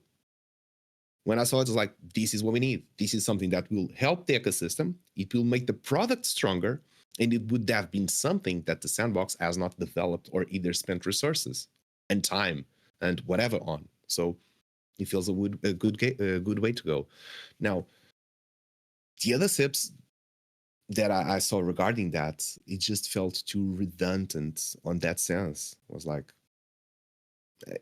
it doesn't make sense just like that. So the DAO itself, I think it has right now a lack of actually decentralization. I think a better approach would have been one, have a preparing time, because the DAO was just announced like that. And hey, here's special counsel, so here's the advisory board, everything's set up. You've not been informed that now it is. It's decentralized and it's autonomous and it's an organization. I was like, man, it feels pretty much like the opposite. It is not decentralized. It's been very decentralized. And I get it. You want to prevent also from people to abusing and taking advantage. But in that sense, then SIP, I think it was 10, the Latam, that has two advisory boards, or I confuse them, which one are the advisory, which ones are the special counsel. But it has two studios, two founder of two studios present in the SIP. And I've been to those conferences. Of course, you expose the sandbox, you get that, but a lot of covering and that's literally free advertisements for personal gains. That's a conflict of interest in my perspective. In all sense, which is members being tied to the DAO that have not been elected by holders. They have been selected by someone. Now they got SIPs. Now they got SIPs to get them to represent the sandbox and get free advertisement along with it. For myself, it's a huge, huge conflict of interest. These people are already getting paid by the DAO to organize the DAO, not to go on events on behalf of the DAO. The community is so big. Why would it have to be always the same? It doesn't make sense, right? If you want to grow, if you want to scale, give tools, give power, empower others. And I think that's what you can do best to actually grow something. Gotcha. Yeah, I spoke to Seb on this podcast about how this came to be. He mentioned how in the beginning, right now it's centralized, and they have a term they call progressive decentralization, which I found out Mia Bao, who's on the advisory board, yeah, she's been using Mm-hmm. that term for a number of years. But progressive decentralization is what Cyril and Seb have been doing in their AMAs. They've been talking about how in the beginning they want it to be centralized to set the DAO on the right path, and then give up the reins to the point where, in Seb's words, that the DAO is pretty much running the sandbox. That's his vision, at least. And so right now, I agree with you. It does feel very centralized right now. Wow, that was his answer. He wants the DAO to actually run the sandbox. Yeah, he said, and I'm gonna need to. I'll tell you right away. I hate that idea. You hate that idea. So does Andy You know Ritchie. When why? I brought that up to And Andy, I'll tell. go Yeah, ahead. Go ahead. you love the idea. No, he hated the idea. Andy did. Yeah, I also hate the idea. You know why? Because if it fails, and we've seen a bunch of bad decisions being taken and a lot of money being wasted instead of going to product development, they'll be like, "That's your fault. You were running this." But we didn't had that much time to actually make it right. If it fails, it's just like a free bail out of the jail card. It's like, we didn't make the calls. It was a DAO. If it failed on its own. Yeah. And that's how you just take responsibility. You step your foot out of anything. Well, it gives people like me the ability to take responsibility to say, I want to help make this better. I want to help put out SIPs that show that we can do this. I feel very invested in this. I want to run for special counsel in the next election because I feel like I can help do this.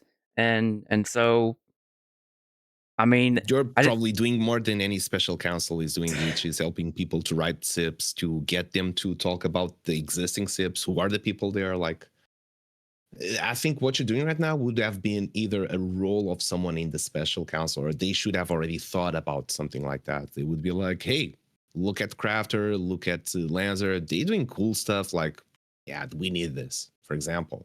That would be priority number one. Like we said, we're not meeting quorum. So like, yeah, we're not even meeting quorum. That's which, as I found out, is it's actually not a problem in and of itself because a lot of DAOs have that.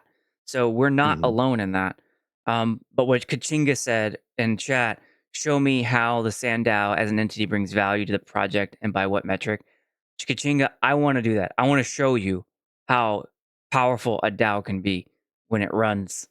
And that's my passion here with this podcast is bring in people who can talk perspective, like advisory board, special counsel, Bruno, people who are contributing as SandFam to this thing that we're doing. Uh, oh man, we'll see. I don't want to run for special counsel. I don't want more headaches. That feels No, like a headache. it, No. it is a headache, but it's a special headache that if you like to lead, if you like to make things better, like to me, I want to get things out of the way so that SIPs can go through fast and that the community can communicate. I want to get to the point where candidly Kristen doesn't feel the need to vote no on every single SIP, even one that she's an ambassador for. She's an Hmm. ambassador voting no on the ambassador SIP, and she has her position very clearly articulated as to why that is.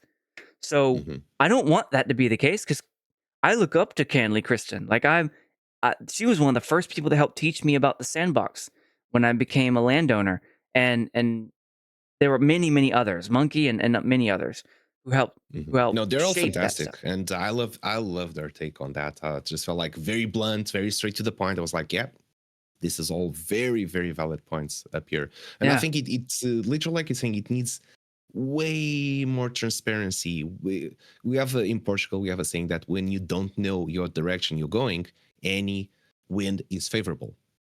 So say it in Portuguese. whatever the wind is, huh? Say it in Portuguese. Quando não sabes o teu destino, qualquer vento é favorável. Huh. I don't know what you just said, but I wanted to hear it in Portuguese. It was just like that. It was just that. So it feels like that. So when we don't know where we're adding at, every burst of wind feels like it's a favorable one because it will take you the boat in that direction. Even it would be the end of the world. It doesn't matter.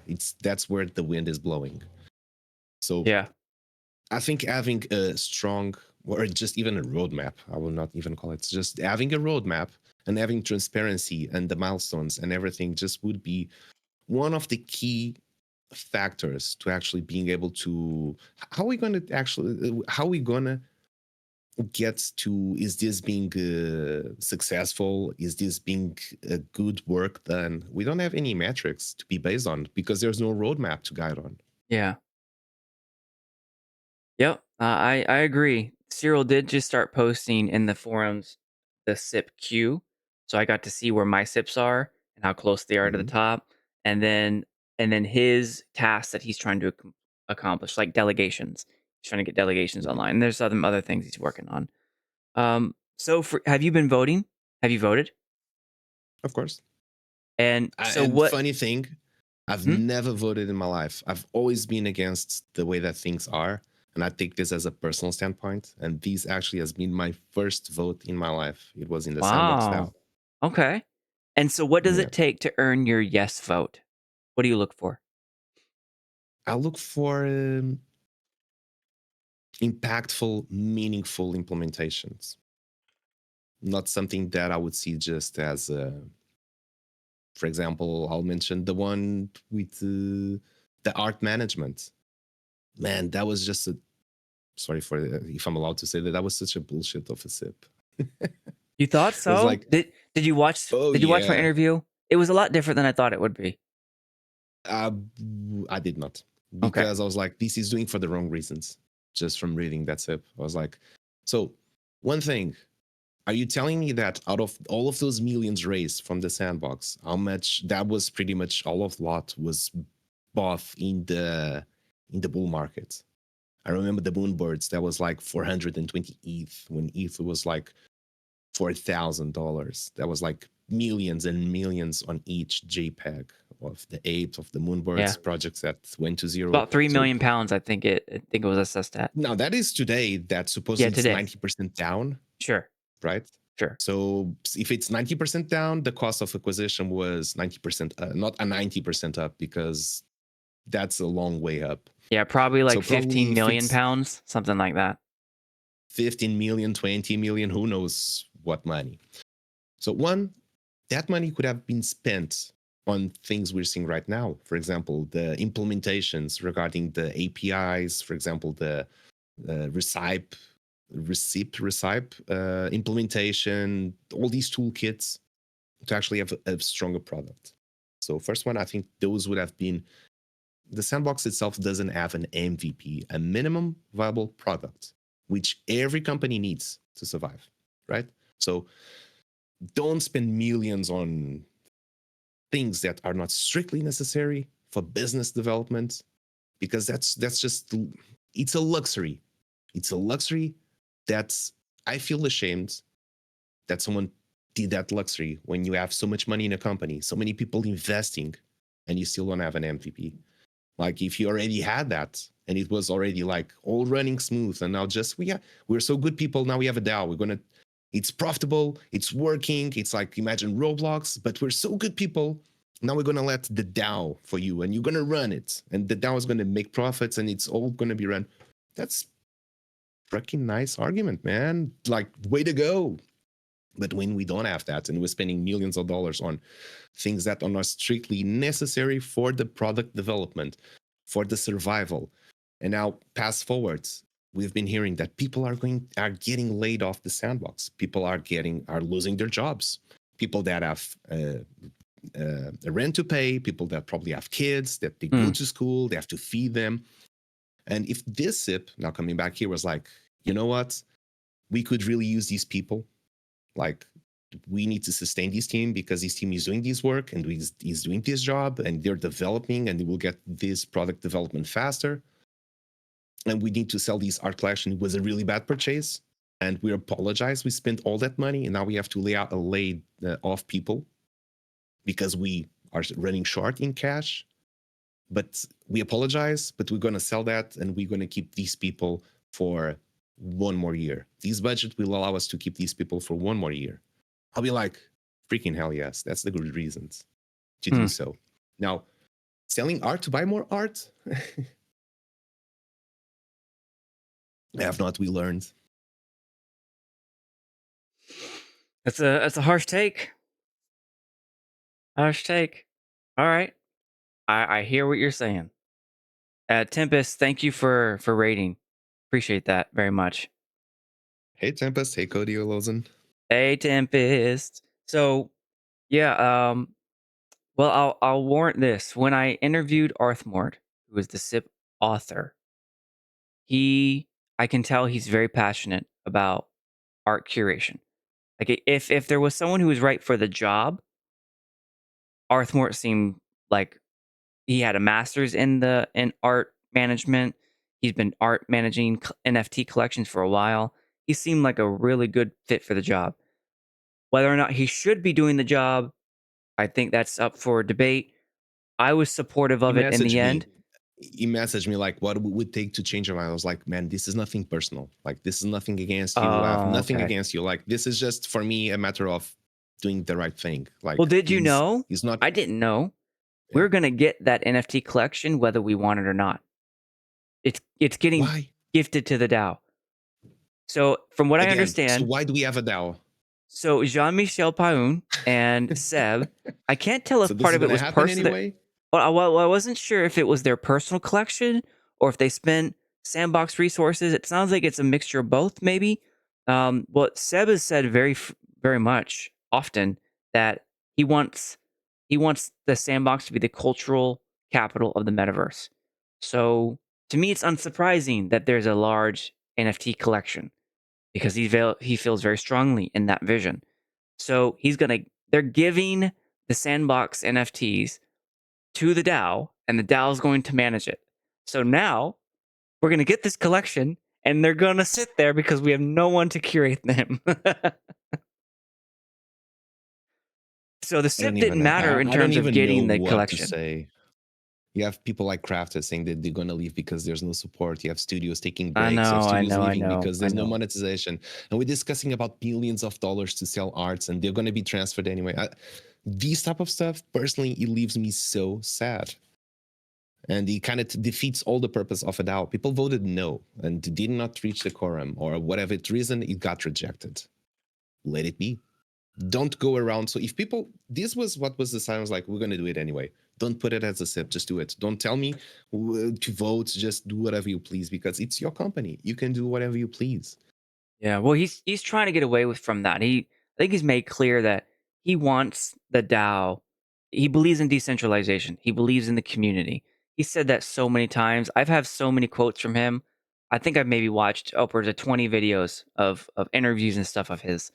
And I have so many quotes from him talking about how he wants to give ownership of the sandbox to the community. And he sees a DAO as a way to do that.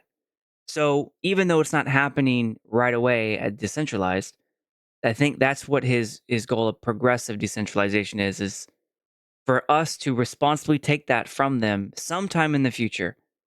Um, Hmm. I that's what find it they've very explained. hard, especially with well, they have offices around the world, but Yeah. in terms of RWA, in terms of having actual shares being tokenized, because you have to keep everything into a sort of registry book that you have to report to your local government. That's Hmm. just itself a pain, let alone being on the blockchain where we have a token that's transaction every day, millions of users. That's just, it, we need to evolve technology wise, and the financial system needs also to evolve in that direction. So we're still years away from that. Okay, but Gotcha. assuming that would happen, uh, I think it's being more used as a catchphrase for marketing than actually a reality. Because if Oh, it was okay. not, you would not see like you go to the forum, and especially with the leaderboards, the builders challenge, and all the feedback that you would be able to read there. Uh, it looks like there's a position within the community that there's a lot of feedback, and in terms of actual system improvements, integrations, developments, it feels very distant, very, very far away. For example, Mm. they didn't know the reality of the creators. Like, yeah, I was like, creators are going bankrupt like very soon. Like, I'm it's one of them. unsustainable. This is As a unsustainable, the publisher, sandbox. I'm gonna do You know, an episode on that. How I tried. I came in and I invested money, and I ran out of money. And when they changed the catalyst, it bankrupted my idea to get revenue back. And so mhm. Catalyst V2, now they just stabilized the price like a couple weeks ago. Before that, wholesale prices It for was me crazy, were hundreds of sand for like rares. And but it wasn't sustainable it wasn't sustainable. for a And I creator. yeah, I have like a accounting calculation, a very robust Excel formula stuff going on to where I was Mhm, like, if I spend this much money, I can sell it for this. And like, I went all out with Meta Worlds. mhm. And at the end, I was like, I can't, I can't Yep. sustain it. And I'm going to do an episode on that. But oh, it's there's so those much I want to do. tools it's those tools that not only they make the ecosystem get stronger, the game more engaging, and actually retain more users, and with that unlock monetization strategies. So it kind of goes, the product development kind of goes all together. But what I was saying with that, so first we need to even go Decentraland. Everyone shits on Decentraland, but you know what Decentraland has? Decentraland has just as one example, which is Ice Casinos. Ice Casinos, they use their own token in Decentraland, and they've got a legal with you know how hard it is to actually open an online casino.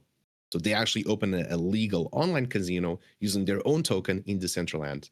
In terms of tech, that's how evolved Decentraland is right now. It's nothing we can do on the sandbox. That is just like the whole new level. So being able to, one, use your own token, being able to legally run a casino in the metaverse, We're just not talking made up things. No, they play with USDT as well there. It's a compliant legal casino they run Wow. on the metaverse. That is just like there's so much legality coming in here to make this possible. So it's like if they can do it, the sandbox can do it. If they don't do it, it's because they don't want to do it. And I've always pushed like, man, the thing you need to worry the most is to unlock spending sand in the game. There's absolutely no game in the world that does not have its own in-game currency. That's how you monetize. I'm not reinventing the wheel. The wheel has been invented long time ago. I'm just telling you how things work. And I should not be the one telling you that.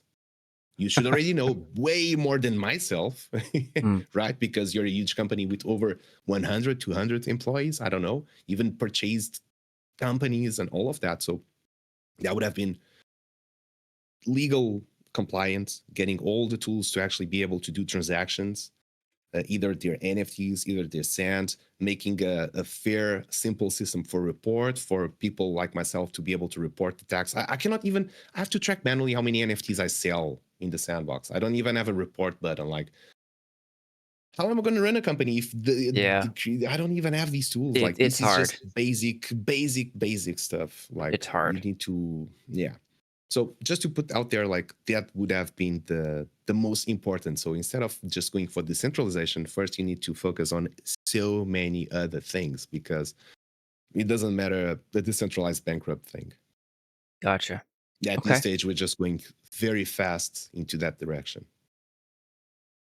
Well, I feel like we beat the DAO up pretty good. Let's go to one of the I'm last things that sorry. one. No, I'm it's sorry to okay. be that It's person. all right. You and I Apologize. I love the idea of the DAO. I love that we have a DAO. I have the same criticisms you do.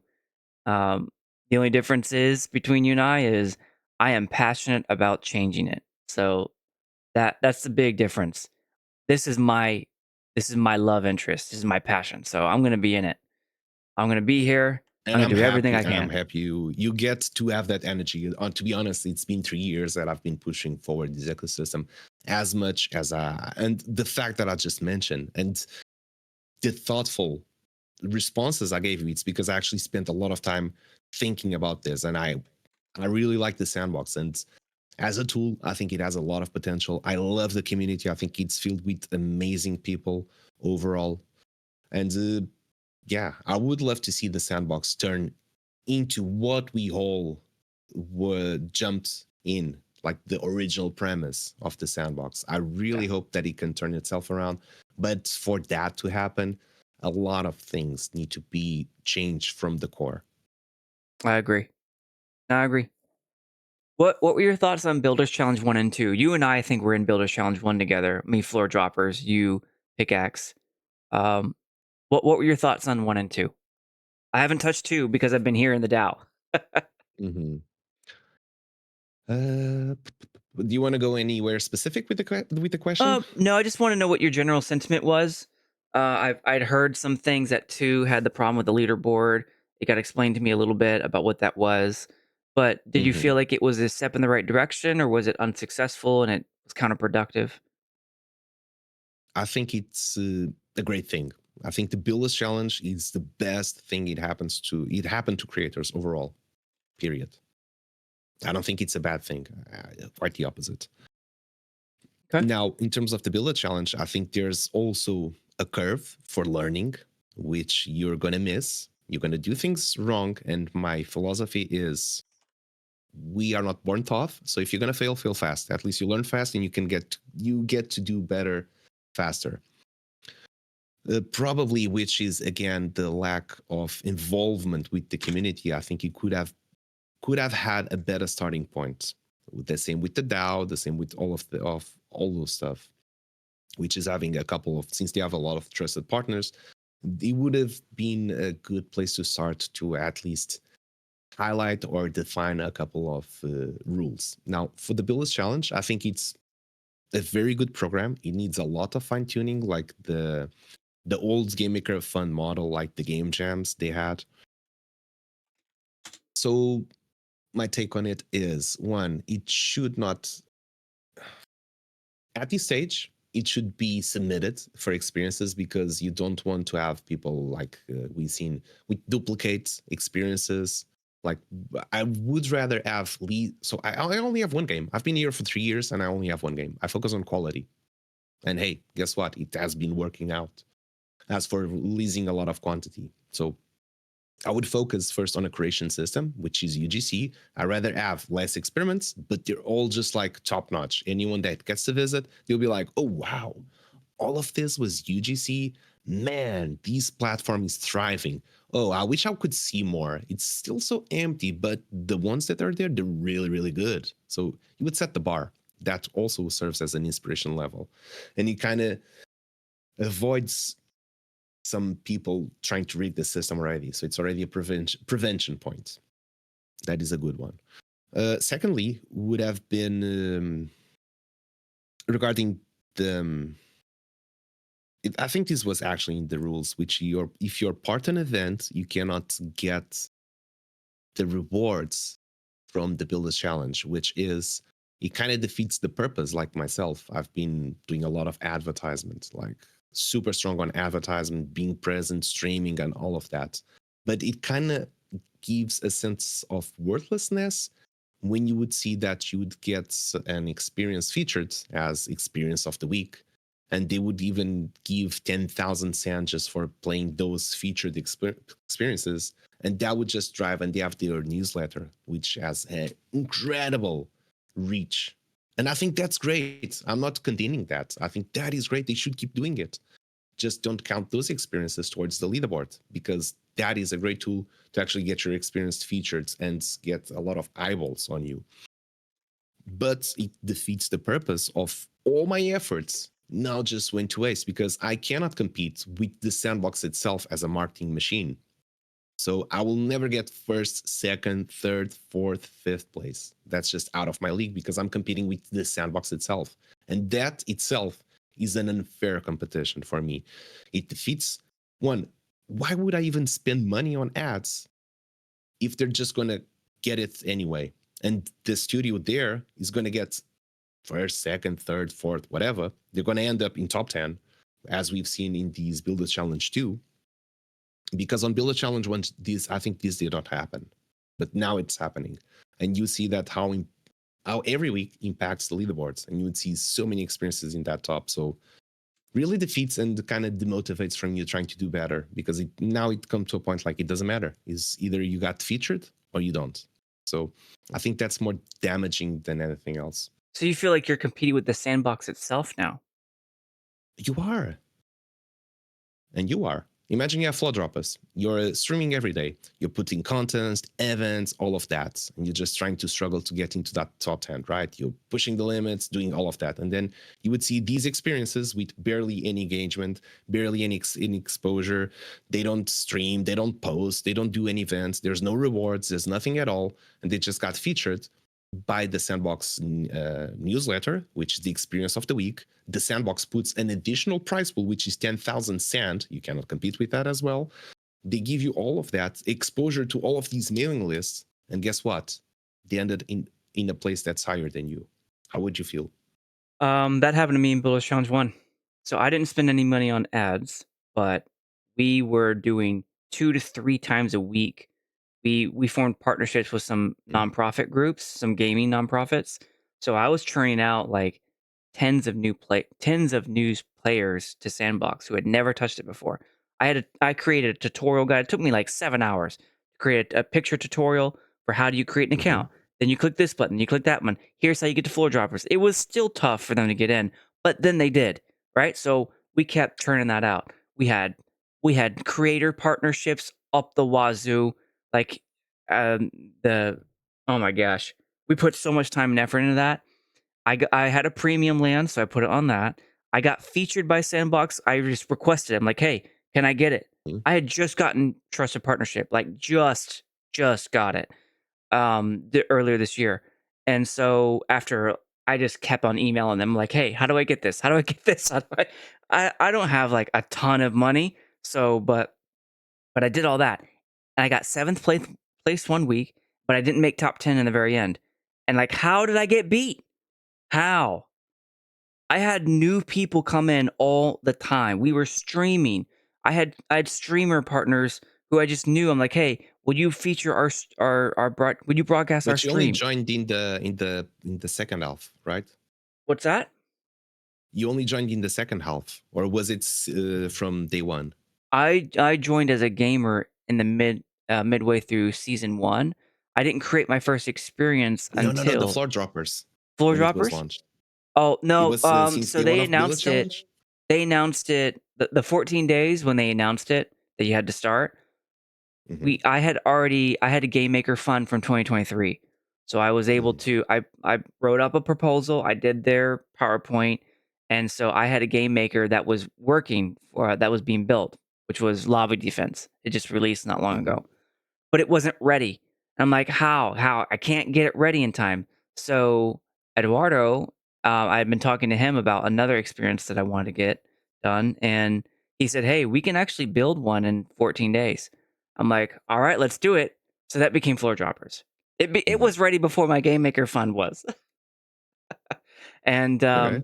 so we built Floor Droppers in 14 days, and it made it in time for day one of Builders The Challenge, Builders Challenge. Okay. right? But Because I I do was remember at the end of floor my rope. droppers getting a very strong push towards like the second half of the event. Yeah, well, the very beginning was our primary because we were streaming multiple days. We were Mm-hmm. bringing in multiple people from the game nonprofits. We had Mm-hmm. partnerships. Really, Panda Pops visited us one time, so we got a lot of attention. But even then, I got outmatched, and I still don't know Mm-hmm. how. I still don't know how. I looked at some of the other Mm-hmm. ones that beat us, and I'm like, we had higher engagement than they did. We had higher people. We had higher numbers of people to play. How is it that they beat us with the number of the quantity of play with fewer people? I mean, I was Mm-hmm. playing my game all the time, but I wasn't sitting in my lobby just like accruing hours. Like I wasn't botting. I was there and I played. And then we were testing it all the time. I don't know how we got beat, man. We put everything into it. I short Yeah, of Builders buying Challenge one. first I think place, it was. I think I it don't know how was I got way beat. harder than this one in a different sense. I would Hoddle say, Hill, but thank you, was a partner as well. Thank you, Hoddle. I'm sorry, go ahead. Just it's I'm all good. So disappointed. I remember when that started, I was like, first week we were like number 10, and then second week we were like number 8, and then third week we were like number 7, and then they stopped releasing the weeks and just give you like Right. Yeah. the final one. So what I remember was like, okay, we had a very stable number, some like you would see some jumping high then falling down, like you would do a huge marketing push and then falling down. So what I would believe, for example, with this one on Build a Challenge too, is we've been able to get ourselves like very solid, always within that range. Uh, some weeks we have seen some experiences like being in the top and then they disappear, like the future, right? So when coming to the end, although these experiences got like 1 or 2 weeks like at the top and then fall down, we always manage to get like in that range very consistently. So when it comes to the end of total games throughout the whole season, maybe we even ended up higher because we were that consistent through all the time. So I think it pretty much goes towards that direction. At Mm, least that would be my understanding of it. okay. Well, I just felt disappointed because we did it right. Mm-hmm. I didn't buy my way into everything.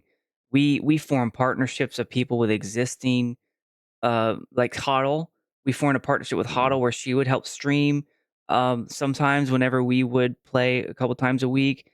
And she did her part, and thank you so much for participating in that. Also Zitha, by the way. Do you know Zitha? She said she's a fan of yours in the chat. Zeta, She's I connected think with so. Is it Lululand. Lululand? Exactly. That's Yeah. what I was about to say. So Yeah. she said, "Hey, she's a fan of yours." But yeah. Anyways, I appreciate Zeta. and I It's felt like we mutual. did it But right. yeah, I felt like we did I it just the want to right say, way, the ethical way, and we got beat bad. mhm. We never got featured as well, by the way. No? Neither that one or this one. No, we never I'll got I'll send featured. you the feature link because it's just a Google form. I know, I never submitted. Oh, okay. I submitted via the Google form, and that's how I got featured. That's what I mean. Okay. No, I didn't ask to be featured either way.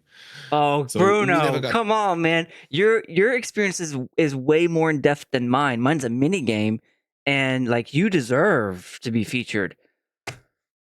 Thank you.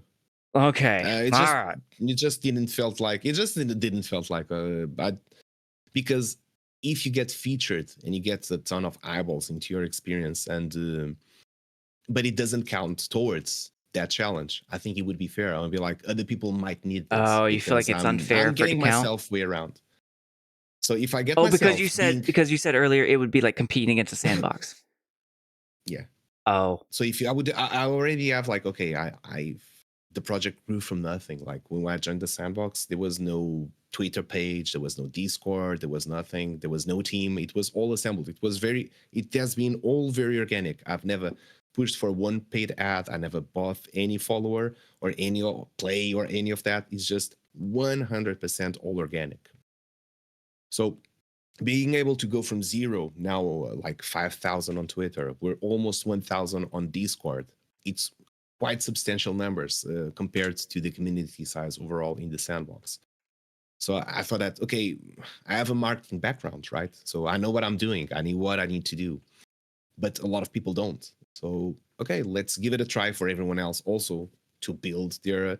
Because what does matter if I'm the only one that makes to succeed in the sandbox? The sandbox is not going to succeed. The sandbox needs a lot of successful people in it in order to the sandbox be successful. So I rather let others use it and taking that because there's a very limited amount of spots that can be featured each week. So I yeah. would rather have others to be exposed and grow. And then we have more projects, we have more things in the community happening at the same time. And that's healthy and good for the overall ecosystem than just being myself. I'm already probably a known studio.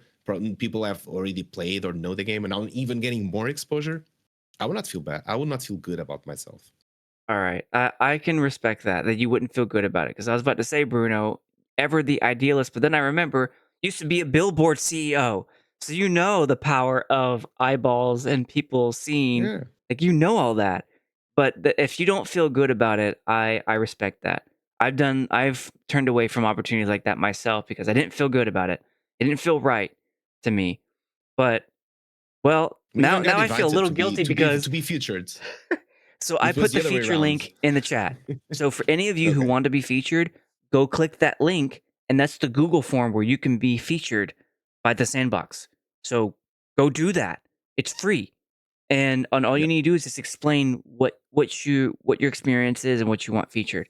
But I feel a little guilty now because I took that opportunity, uh, No, you Bruno. should not. Because back then, I thought it was. I thought the game was by Meta Studios, right? What studios?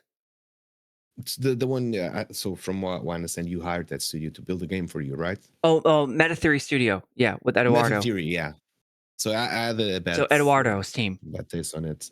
So yeah, okay. So I thought it was actually a game that was their property, and I thought like, okay, Lanzer is probably like the CEO of Meta Theory because I only also knew Eduardo as well. So I didn't know back then like what was. I just realized now today as speaking with you What did you realize? that you're not part of Meta Theory. No, I'm Meta Worlds, and what we do, we have land, and I really wanted to publish things to land, and I wanted to partner Mm-hmm. with studios who've been here to build on that. So you thought I was a CEO of Meta Theory? Okay, I got you. I understand. Yeah. So wait, did you not like me before this? Was that did you have like a criticism? No, I didn't have any personal opinion because I did not match you, but Okay. let's just leave it like that. Hey, it's okay. It doesn't offend me, Bruno. I'm okay with that. It's Oh no, no, no, it's nothing. We can continue that in the DMs. That's something that I have absolutely no thing about seeing public. Does it add any value? No, okay. I got you. Well, I'll put it to you this way. just like that. I want to build a Yeah. bigger, better sandbox, and I'm not gifted in voxel editing and game making. but I know how to find partners who do and to build a Mhm. healthy partnerships. That's what I'm about. I have my strengths and I know what my strengths aren't. And I had some money from my cryptocurrency to at least be that person to say, "Hey, Eduardo, Mhm. let me pay you and your team for your time, with the budget that I have for my own business." And then I'm at Mhm. the end of my rope now. I've spent my entire budget, and and I didn't spend any money on advertising, by the way. That wasn't in the budget. I didn't have the money for that. So I had to Mhm. build experiences. I had to show work and build these mini games for them to be played and be like, all right, now I can see if we'll succeed. And we got What he beat did bad. is an excellent use case. Like I would point that out as look what Floor Droppers did when they launched or look at what Lanzer did when he launched the Floor Droppers. Like I would use that as a study case, for example. Well, I spent in all honesty, Eduardo and I cost shared. So we spent $20,000 US dollars to build floor droppers and all the cash prize sand prizes we gave and all the Mhm. in many cases we were giving them away because we knew we couldn't earn money back on them. But I got 9,000 sand.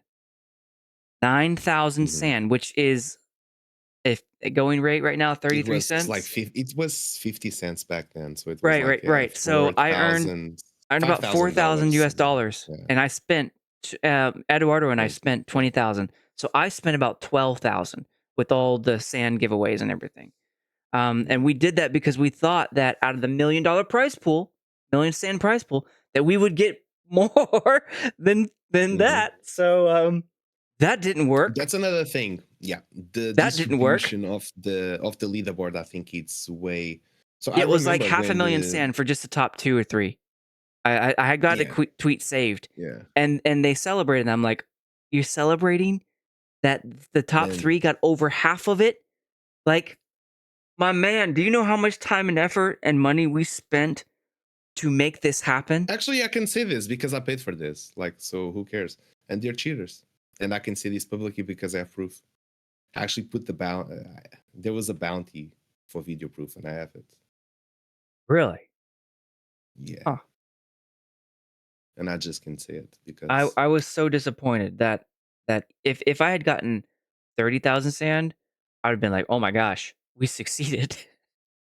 yeah. But I got And that's the nine. thing, because that money could have been used for real studios that are really pushing out there for Right. building good, for giving value to the platform, giving value to the players, retaining users, acquiring new users. They Yeah. just have more tools, they have That more. was my plans.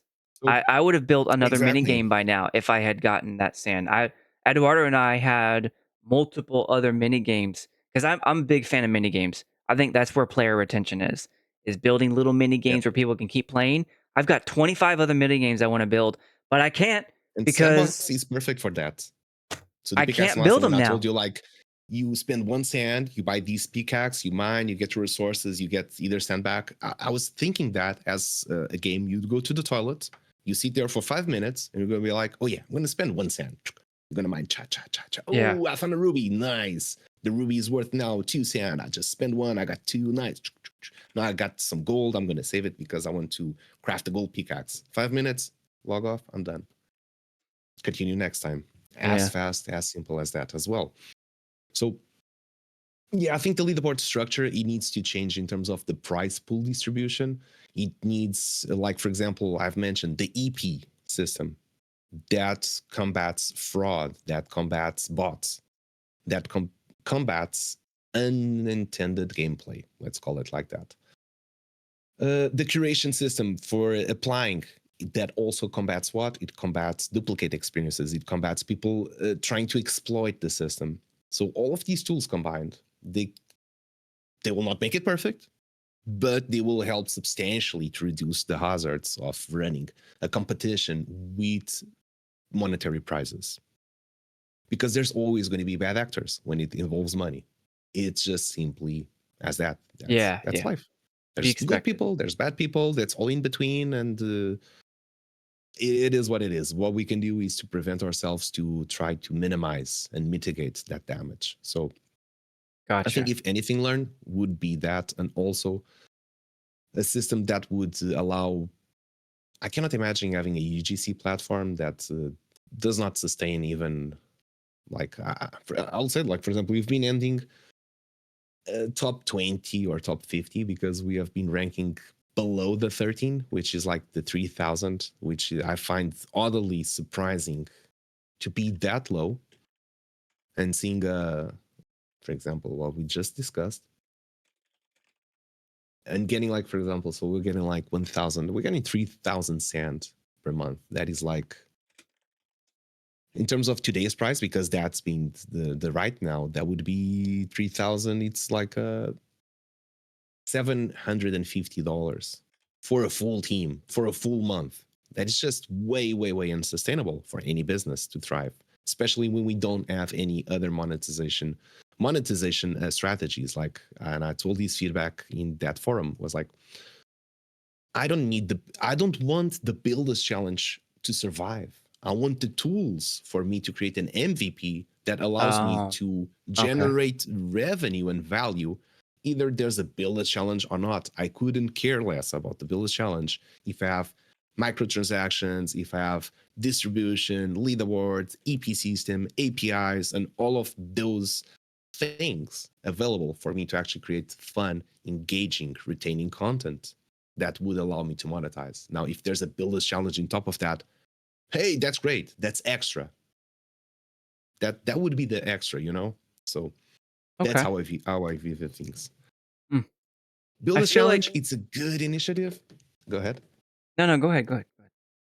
I was just about to end to summarize. So it's a good initiative. It needs a lot of um, tweaks, and I think having like you have the special advisory board or special council for the DAO, it would require something like the top 25 studios creators, they would get into the special council, and they will go like together like, okay, what we need for the next one, and whoever on the next one ends on the top 25, they would all form a special council whatever and be like, okay, what went good, what went wrong, what can we improve. They would get together, all their opinions directly with the Eh, sandbox, so that kind of goes so close opinion on everyone. But that would be my take. well, I want to share this with you. I posted this a couple days ago. So on the Sandbox DAO SIP draft, SIP ideas, I posted a potential SIP that I'm going to be writing about the Builders Challenge Working Group. I saw And that one. oh, you saw that? Okay. Yeah. Well, that to me was we want to fix Builders Challenge 3, and I say fix, but improve on Builders Challenge 3. And the only thing I couldn't figure out was how do I go about making sure the right people are on that? Because I don't Mhm. necessarily think that I should be on it. I just want to make sure that it is done because clearly Builders Challenge 1 and 2 had some issues that didn't, even outside of the cheating and all that, didn't fully Mhm. address. Like, I know I felt dissatisfied as someone who put my everything into those 10 weeks and I didn't buy my way to the top. I earned it as best as I could through Mhm. all I paid for was the land, and I paid for the experience to be built. So I paid Eduardo's team. I didn't pay for ads. I didn't pay for any of that, and we got to seventh place. And then the next week we got to eighth place, and then after that we fell off the list, and they stopped reporting it, like you said. So I don't know, I don't know, man. How is that possible that we lost so badly? I don't know, but Not even knowing the remaining of the leaderboard just kind of goes right. like, where's the metrics? It's Where's the not knowing. data? I need data to know what we Right, did well exactly. I versus need what we did not do well. I need data. I need more data Yeah. than what they gave me so I could do better. But then Sandbox DAO came on, and so I didn't really do much for Builder Challenge 2.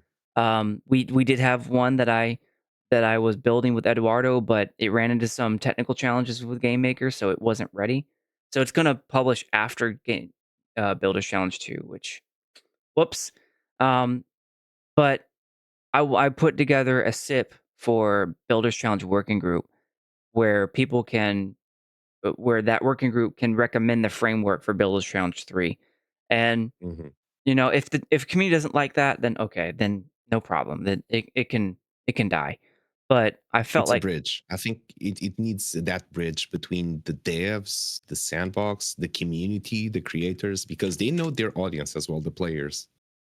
And they're the ones building for them, and they're the ones building on their platform. So it really needs that bridge to happen sooner or later.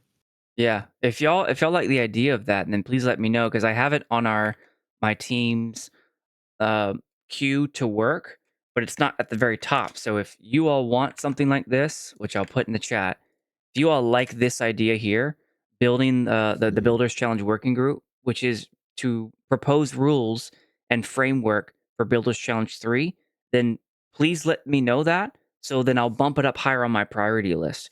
Because right now, the creator toolkit thing that I just added, as far as I'm concerned, I'm probably going to rank that one up above the Builders Challenge working group being created because the toolkit is clearly something that's going to help you all. So if I can help Bruno, you and everyone write that, then to me that would be more important than a Builders Challenge working group. But Oh if the yeah. community disagrees, let me know, and My maybe on my builder challenge is an extra. Toolkit is the MVP. We need the MVP. okay, Builder challenge is an extra. I wouldn't care less about the builder challenge if I have my own MVP on the game. Then I'm like, I'm good. I can acquire. That's what the sandbox wants really hard for creators to acquire new users. Although I disagree with that because UGC doesn't work like that. Usually Spotify does the ads, YouTube do the ads, Roblox does the ads, Minecraft does the ads, and the creators they retain the users. So that's the chain of command. The platform acquires users, the creators retain users, and until they figure that out, which is how the other platform works, we're still gonna have a problem. But either way, with the MVP, we can also help with that as well. We would be the extra for the sandbox to acquire new users. So that would be my priorities. Actually, one, it solves studios, creators, they can monetize, they don't need to be dependent on programs such as the Game Maker Fund or the Builders Challenge or whatever it might be. They just can run their operations as they wish at their own pace. And yeah, they have all the tools to be sustainable and also create even a more diverse ecosystem around the game. gotcha, So gotcha. yeah, Okay, well, that's man, that's fast. I feel like there's another conversation here that we could be having, and I think I want to do another podcast with you in sometime in the future about sure. what that. It will be a pleasure. Yeah. Yeah, absolutely. I mean, we've been going for 2.5 hours, man. You feel like it's time to wrap up? Well, actually, I was feeling something here. I was like, I'm not sure how much time passed, but I'm feeling something on my body. Gotcha.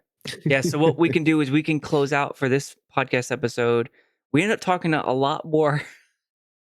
Originally intended this to get to SandFam Cafe, and we talked a little bit about that. We started talking a Mhm. lot about everything else. So, still, this was a great this is a great conversation, man. I appreciated talking with you. Likewise. So, all right, we'll close out this episode. I don't see anyone that I can raid on the sandbox. So, is there anyone, Bruno, that you think that we should raid? Is that it's just me in the sandbox genre right now, and I Yeah. don't see anyone on my end that I could raid. Also, I Um, don't see. And by the way, I just want to thank everyone for writing. I was not paying too much attention in the comments because I wanted to be very focused on what we're happening right here. Otherwise, I would be too much distracted. But I see there's a lot of message, and you were yeah, reading a couple of them. So I just wanted to thank there were everyone a for being lot. here, for writing all of those messages, and keep showing up, keep caring and supporting. So appreciate you for all being here. Yeah, thank you all very much for being here. And those are my experiences right there. And I'm going to post again Pickaxe Master and his experiences, Temple of the Four Winds and Misty Mountains. So here is the first one. Please check it out. And Misty Mountains is right here. This one Bruno has been around for longer than I have and been, as you can see, put a lot of time and effort into those games to where he now has a fully functioning community around Pickaxe Master and the mining clans and the tribes or the families, I think it was called. Um, Hmm. and please, um, your participation helps build up the community. And in the DAO, here for the sandbox spaces, so we got the Discord, we have the Sandbox DAO forums, we have the Twitter, excuse me, the Twitter feeds, and then for Mochaverse Hall on Mondays, Bulls on the Block on Saturdays, Coffee with Captain sometimes talk about Sandbox. That's Monday through Friday in the mornings.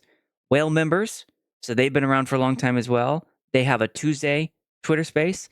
And then SandFam Cafe, which does it monthly. And are you still going to do it monthly, or are you rolling that down now? For now, I think I'm rolling a little bit down because Okay. my motivation levels towards the sandbox have been decreasing a little bit over time. Oh, So it feels more as a burden than actually enjoying. And if that's the feeling I'm getting, I don't want to transmit that. So right now, I think it's at a stop. I would love to get, for example, yeah, like yourself, Craft, and everyone else that also does streaming to get this also like pretty much decentralized. Anyone would have the power just to, hey, let's do a SandFam Cafe. I think it's a show with its own very specific set or structure, like 3 questions, 5 minutes per person there, just community questions in between. So anything that anyone would be able very easily to follow. yeah. So probably I'll going towards that. I don't think the project should die because I just don't feel like doing it anymore. So I'll probably just be like, let's open it up. It's open. Anyone can start it. Yeah, it's free. Gotcha. Gotcha. Okay. Well, I appreciate your time, Bruno. Thank you. Obrigado. Thank you. I know a little bit. Just that word. Yeah, it's the dialect, the small one. So he's a tourist. Yeah. Yeah. Obrigado, Bruno. Obrigado. I really appreciate this conversation. This was a lot more than I expected, and I'm so happy that we got to talk. Okay, I know Lanzer, thank you so much for having me here as I've well. been pestering you about being on SandFam Cafe for a while now.